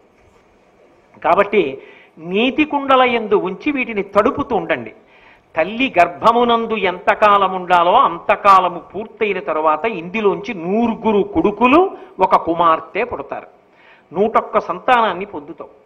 కాబట్టి బెంగ పెట్టుకోకు అని అనుగ్రహించి నీతి కుండల యందు ఆ పిండం యొక్క ముక్కలను నిక్షిప్తం చేశాడు. అందులోంచి మళ్ళీ 101 మంది సంతానం కలిగారు. అక్కడ కుంతిదేవికి పాండవులు పుట్టారు. ఇక్కడ గాంధారికి దుర్యోధనాదులు జన్మించారు. కుంతిదేవి తిరిగి వచ్చింది. పాండురాజు మరణించాడు, మాద్రి మరణించింది, కుంతిదేవి 5గురితో వచ్చింది. అటు 5గురు పిల్లలు, ఇటు 100 పిల్లలు విద్యాభ్యాసం చేస్తున్నారు, పెద్దవాళ్ళు అవుతున్నారు. చూస్తున్నాడు. చూస్తున్నటువంటి వ్యాసుడు అమ్మ దగ్గరికి వెళ్ళాడు ఒక రోజున, సత్యవతీదేవి దగ్గరికి. అమ్మ అన్న మాట అంటే వ్యాసుడికి ఎంత గౌరవమో చూడండి. ఏ వయస్సులో ఎవరికి ఏది అందాలో అది అందించినవాడు కొడుకు. తల్లి తండ్రి ఒక వయసు వచ్చింది, రెక్కలు బడలిపోయి వాళ్ళు దేని చేత మనశ్శాంతి పొందుతారో, వాళ్ళు దేని చేత ఉత్తమగతులను పొందుతారో, వాళ్ళు దేని చేత పుణ్యాన్ని సముపార్జించుకుంటారో అది తల్లిదండ్రులకు అందించాలి కొడుకు. వాళ్ళకు ఓపిక ఉన్నంత కాలం ఆ బిడ్డల్ని పెంచడంలో అయిపోయింది. వాళ్ళ ఓపిక ఉడిగిపోతోంది. ఇప్పుడు వాళ్ళకి పుణ్యం సముపార్జించుకునే అవకాశం ఎవరివ్వాలి? కొడుకు ఇవ్వాలి. అందుకే తల్లి దగ్గరికి వెళ్ళి ఒక మాట చెప్పాడు. అమ్మ, క్రూరులు, విలుప్త ధర్మాచారులు, ధృతరాష్ట్ర సుతులు, అసత్వృత్తులు, నిష్కారణ వైరులు, వీరల కారణమున ఎగ్గుపుట్టు కౌరవ్యులకున్. అమ్మా, ఆ దుర్యోధనాదులున్నారే వాళ్ళు చాలా ప్రమాదకరమైనటువంటి వ్యక్తులు. పుట్టుకతోనే వాళ్ళకి దుర్మార్గమైనటువంటి బుద్ధి కలిగినటువంటి వాళ్ళు పాండవులతో సఖ్యంగా ఉండరు. రాబోయేటటువంటి కాలంలో వీళ్ళు వాళ్ళు పెనగులాడుకుంటారు. నువ్వు ఈ వంశం నిలబడాలి, ఈ వంశం నిలబడాలి అని ఎంతో ఆర్తి చెంది సింహాసనం మీద కూర్చుని ప్రభువు పరిపాలించాలి, ప్రజలు బాగుండాలని కోరుకున్నావు కదూ. నువ్వు అనుకున్నట్టుండదమ్మా. ఇక రాబోయే కాలంలో దుర్యోధనుడు పాండవుల్ని మట్టు పెట్టాలని చూస్తాడు. వాళ్ళు వీళ్లే దెబ్బలాడుకుంటారమ్మా. దీని ఎందు పెద్ద పెద్ద యుద్ధాలు జరుగుతాయమ్మా. నీ కళ్ళ ముందు నీ బిడ్డలు ఇలా కొట్టుకుంటుంటే తట్టుకోలేవమ్మా. మరి ఆమె సంతానమే కదా ఆ చిత్రాంగదుడు, విచిత్రవీర్యుని యొక్క భార్యల ఎందే కదా ఆ పుట్టినటువంటి పిల్లలు. అయినప్పుడు ఆ ధృతరాష్ట్రుడు, పాండురాజు వాళ్ళందరూ కూడా ఆమె యొక్క మనవలే కదా. అయినప్పుడు ఆమె మనసు ఎంత కొట్టుకుంటుంది వీళ్ళందరూ కూడా దెబ్బలాడుకుంటుంటే. కాబట్టి అమ్మ, రాబోయేటటువంటి కాలాన్ని నువ్వు భరించలేవు. నీ మనసుకి శాంతియుతంగా ఇక్కడ ఉండదు. కర్తవ్యం తెలుసుకున్నటువంటి కొడుకు అమ్మా నాన్న చెవిన ఏవి పడకూడదో, అమ్మా నాన్న కన్న బిడ్డలే ఒకరి మీద ఒకరు నేరాలు చెప్పుకుంటుంటే మీరొక్కటి ఆలోచించండి. ఇవాళ కుటుంబ వ్యవస్థలో ఉన్న పెద్ద ప్రమాదకరమైన పోకడ ఇది. ఓ కొడుకు దగ్గరికి తల్లి తండ్రి వచ్చారనుకోండి, ఆ కొడుకు తమ్ముణ్ణి తిడుతున్నాడు అనుకోండి అస్తమానం, ఆ తల్లిదండ్రులకు ఎంత బాధగా ఉంటుంది. పెద్ద కొడుకు అన్న ప్రేమతో అక్కడ ఉన్న 2 పిల్లల్ని కన్నాం, 2 కలిసి పెరిగారు, 2కి అన్నం పెట్టాం, 2 పెద్దవాళ్ళు అయ్యారు. వాడి పొడ వీడికి కిట్టదు, వీడి పొడ వాడికి కిట్టదు. వీడి దగ్గర ఉంటే వాళ్ళు రారు, వాళ్ళ మాట వీడి దగ్గర ఎత్తకూడదు, వీళ్ళ మాట వాడి దగ్గర ఎత్తకూడదు అని తల్లి వాళ్ళని తిట్టదు. ఏమి కర్మో, ఇటువంటి సంతానాన్ని కన్నానని ఆమె ఏడుస్తుంది. అదే కొడుకు చెయ్యవలసిన పని. కొడుకు చెయ్యవలసిన కనీస కర్తవ్యం ఏమిటంటే తనకి ఒకవేళ ఏ కారణం చేత అన్నదమ్ముల మధ్య వైరం ఉండకూడదు. ఒకవేళ అభిప్రాయ భేదం ఉన్నా అది తల్లిదండ్రుల దగ్గర మాట్లాడకూడదు. వాళ్ళు సంతోషపడేటట్టుగా, అమ్మా చెల్లెలు బాగుందమ్మా, అక్క బాగుందమ్మా, నిన్ననే మాట్లాడానమ్మా, ఓసారి మాట్లాడతావా, తమ్ముడు కులసగా ఉన్నాడమ్మా, వాడితో మాట్లాడానమ్మా అనాలి తప్ప అమ్మా నాన్న దగ్గరికి వెళ్ళి తోబుట్టువులకి వ్యతిరేకంగా మాట్లాడి వాళ్ళంటే మండిపోతానమ్మా నేనంటే కన్న తల్లి తండ్రి ఏమైపోతారు? కానీ అమ్మా ఇక్కడ రోజులు ఇక పైన అలా ఉండవు, వీళ్ళు దెబ్బలాడుకుంటారు. నువ్వు రోజూ ఏడుస్తూ ఇక్కడ ఉండలేవమ్మా. ఎంత పెద్ద మాట చెప్పాడో తెలుసా ఆయన? మతి తలపగ సంసారం బతి చెంచలము ఎండమావులట్టుల సంపత్ ప్రతతలు అతి క్షణికంబులు గతకాలము మేలు వచ్చు కాలము కంటెన్. అమ్మా ఈ సంసారం అన్నది ఉన్నదే ఇదొక మాయాస్వరూపం, మారిపోతూ ఉంటుంది. ఏ సంపత్తి నీ కళ్ళ ముందు కనపడుతోందో అది రాబో కాలంలోనో ఒక కాలంలోనో ఒక క్షణంలోనో సమస్తం శిథిలమైపోతుంది. అందుకే ఆ సంపత్ ప్రతతతులు అతి క్షణికంబులు, అవి క్షణికములు, ఉండేటటువంటివి కావు. కాబట్టమ్మా నా మాట విను.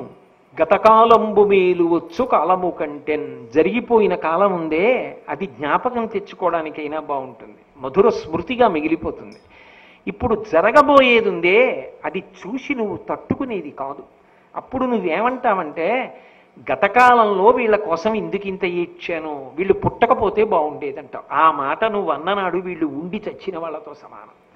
వీళ్ళు ఉండి నిన్ను సుఖపెట్టినది ఎక్కడమ్మా? అప్పుడు వాళ్ళు ఉన్నట్ట, ఊడిపోయినట్ట, మర్యాద మంట కలిసిపోయినట్ట, సంస్కారము నిలబడినట్ట, వంశమునకే అప్రతిష్ట రాలా, కుటుంబం అలా ఉంటే కనీసం ఆ మాట వద్దమ్మా మన ఇంట. గతకాలంబు మేలు వచ్చు కాలము కంటెన్. కాబట్టమ్మా గతకాలము మధుర స్మృతి, ఏం జరుగుతోంది వదిలి నిన్ను నువ్వు తరింపజేసుకో అమ్మా. ఎంతకాలం ఈ సంసార లంపటం వద్దు, ఇంకా తపస్సు చేసుకోవడానికి వెళ్ళిపో అమ్మా అన్నాడు. ఎంత ప్రేమైకమూర్తి! సాక్షాత్ భగవదవతారమైన అమ్మ పట్ల, నాన్న పట్ల, ఆ అంబాలికల పట్ల ఎంత ప్రేమని వ్యక్తం చేశాడు మరదళ్ళ పట్ల. వాళ్ళు ప్రశాంతత పొందాలి. ఆ అంబాలిక తట్టుకోలేరు రేపొద్దున్న. ఇద్దరు రాజ్యం కోసమని విధవలైపోయినా కూడా వాళ్ళు సంతానాన్ని పొందారు. వాళ్ళు కామోపభోగం కోసం పొందిన వాళ్ళు కారు. సింహాసనం ఖాళీగా ఉండకూడదని సమాజ ప్రయోజనం కోసం సంతానాన్ని కన్నారు. అటువంటి వాళ్ళు రేపొద్దున్న కళ్ళ ముందు బిడ్డలు కొట్టుకుంటుంటే వచ్చి ఇద్దరు నేరాలు చెప్తుంటే అంబాలిక సిగపట్లు పట్టుకోవాలా, ఏడవాలా? కోడళ్ళు కళ్ళ ముందు ఏడుస్తుంటే ఈ కోడళ్ళ అత్తగారు సత్యవతీదేవి ఏడవాలా, ఉండాలా? ఇది అర్థం చేసుకోలేని మూర్ఖపు బిడ్డలు పుట్టినప్పుడు అటువంటి వాళ్ళు కాదు వంశాన్ని ఉద్ధరిస్తారనుకున్నప్పుడు ఇందుకా నేను కోరుకున్నదని వాళ్ళు ఏడిస్తే అమ్మా నీకు సుఖం ఉండదమ్మా, వద్దు. ఇక్కడ సుఖం ఎక్కడుంటుంది? భగవంతుని యందు పెట్టినటువంటి మనసు వలన సుఖము పొందకపోవడం అన్న మాట ఉండదు. ఆయన శాంతికారకుడు. కాబట్టమ్మా నీ మనసు భగవంతుని యందు లగ్నం చేయి. ఇక్కడ ఉండి లగ్నం చేయడం కుదరదు. ఆ మాట ఈ మాట చెవిన పడతాయి, మనసు నిలబడదు. కాబట్టి వద్దమ్మా, అంతఃపురం వదిలిపెట్టే అరణ్యమునకు వెళ్ళిపోయి తపస్సు చేయి అని అనుమతినివ్వవలసిన వాడు, పంపవలసిన వాడు భీష్మాచార్యుల వారు. భీష్ముడికి చెప్పి వెళ్ళిపోయాడు. భీష్ముడు తల్లిని పిలిచి వేదవ్యాసుడంతటి వాడు చెప్పాడు. ఇది భారతం కథగా వినడానికి కాదు, బాగా జ్ఞాపకం పెట్టుకోండి. ఇవాళ చాలా కుటుంబాలలో తల్లిదండ్రులు పొందుతున్నటువంటి వ్యధ ఇది ఎంతంత దూరాలు ఉన్నాయంటే నానా ప్రవచనం చేసేవాడికి తెలుస్తుంది. ఒక అన్నగారు తల్లిని తండ్రిని డబ్బిచ్చి ప్రయాణం చేయించి, అంటే టిక్కెట్ ఇచ్చి తన దగ్గరికి తీసుకెడితే అదే ఊళ్ళో ఒకవేళ తమ్ముడు ఉంటే తమ్ముడి దగ్గరికి వెళ్ళడానికి వీల్లేదు. నేను టిక్కెట్ ఇచ్చి తీసుకొచ్చాను, నేను పంపించేసే వరకు ఇక్కడ ఉండు, వాడు తీసుకెళ్తే మళ్ళీ వచ్చి వెళ్ళు. అన్న ఇంటికి తమ్ముడు రాడు, తమ్ముడింటికి అన్న రాడు. ఆ తల్లిదండ్రుల మనసు ఎంత ఖేదపడుతుంది. పువ్వుల్లో పెట్టి చూడొచ్చు, కానీ కడుపున పుట్టిన అన్నదమ్ముల మధ్య ప్రేమ లేకపోతే, అక్క చెల్లెళ్ల మధ్య ప్రేమ లేకపోతే, కన్న తల్లిదండ్రులు ఏడ్చిన నాడు ఆ మానవ జన్మ దేనికి కాల్సనా? ఊళ్ళో వాళ్ళని సుఖపెట్టావో ఏడ్చావో, కన్న వాళ్ళనే సంతోష పెట్టలేనప్పుడు ఏం చేసి వాళ్ళకేం బంగారు తొడుగులు తొడగక్కర్లేదు. నీ తోబుట్టువుల గురించి 4 ప్రేమగా మాటలు మాట్లాడు. ఆ తర్వాత వెనక్కి వెళ్ళి నీ భార్యతో ఏం మాట్లాడతావో వేరు విషయం. కనీసం వాళ్ళ ముందు అమ్మ చెల్లెలతో మాట్లాడానమ్మా, క్షేమంగా ఉందిట, వీలైతే ఓసారి రమ్మన్నాను, వాళ్ళ కోసం చెల్లెల్ని పిలు ఏడాదికి ఒక్కసారి. వృద్ధులైపోయినటువంటి తల్లిదండ్రుల కోసం కన్నా నీతో పాటు పుట్టినటువంటి అక్క చెల్లెల్ని పిలిచి దోసకాయ పప్పు అన్నం పెట్టలేవు? రూపాయలు పెట్టి చీర కొని పెట్టలేవు, సంతోషంగా 3 రోజులు చెల్లెలతో మాట్లాడలేవు. నువ్వు చెల్లెలు మాట్లాడుకుంటుంటే చచ్చిపోవలసిన వాళ్ళు ఇంకో 5 ఏళ్ళు బతుకుతారే తల్లిదండ్రులు. ఆ పాటి చెయ్యలేని వాడికి సమాజానికి ఏం చేస్తావు? ఇది లుప్తమైన నాడు ఆ తల్లిదండ్రులు అక్కడ ఉండి ప్రయోజనం లేదు, వెళ్ళిపోమన్నాడంతే అడవికి వ్యాసుడు. ఈ కథ చదువుకున్న నాడు వ్యాసుడు గతకాలంబు మేలు వచ్చు కాలము కంటెన్, ఈ మాట ఏ ఇంట ఏ తల్లిదండ్రులు అనుకోకూడదు. ఆ పిల్లలు చదువుకున్న నాడే హాయిగా ఉంది. ఒకళ్ళ మీద ఒకళ్ళు దెబ్బలాడుకుంటే లాగి లెంపకాయ కొట్టి తప్పురా అన్నయ్య అని ఇద్దరిని మాట వినేటట్టుగా కలిపి కూర్చోబెట్టి అన్నం పెట్టా. ఇవాళ చెయ్యెత్తి కొట్టగలనా? ఏమి ఈ పిల్లలని లోపలికి వెళ్ళి వృద్ధులైన తల్లిదండ్రులు పడుకోబోయే ముందు ఏడుస్తుంటే ఒకళ్ళనొకళ్ళు ఓదార్చుకుంటే ఆ బిడ్డలు ఉన్నట్ట ఊడిపోయినట్ట?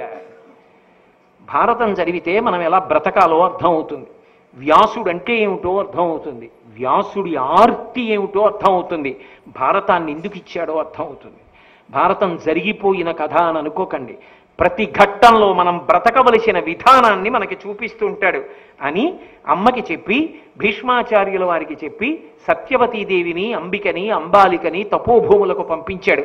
వాళ్ళక్కడ తపస్సు చేస్తూ భగవంతుని యందు మనస్సు పెట్టి అక్కడే శరీరాలు విడిచిపెట్టి స్వర్గలోకవాసానికి వెళ్ళిపోయాడు.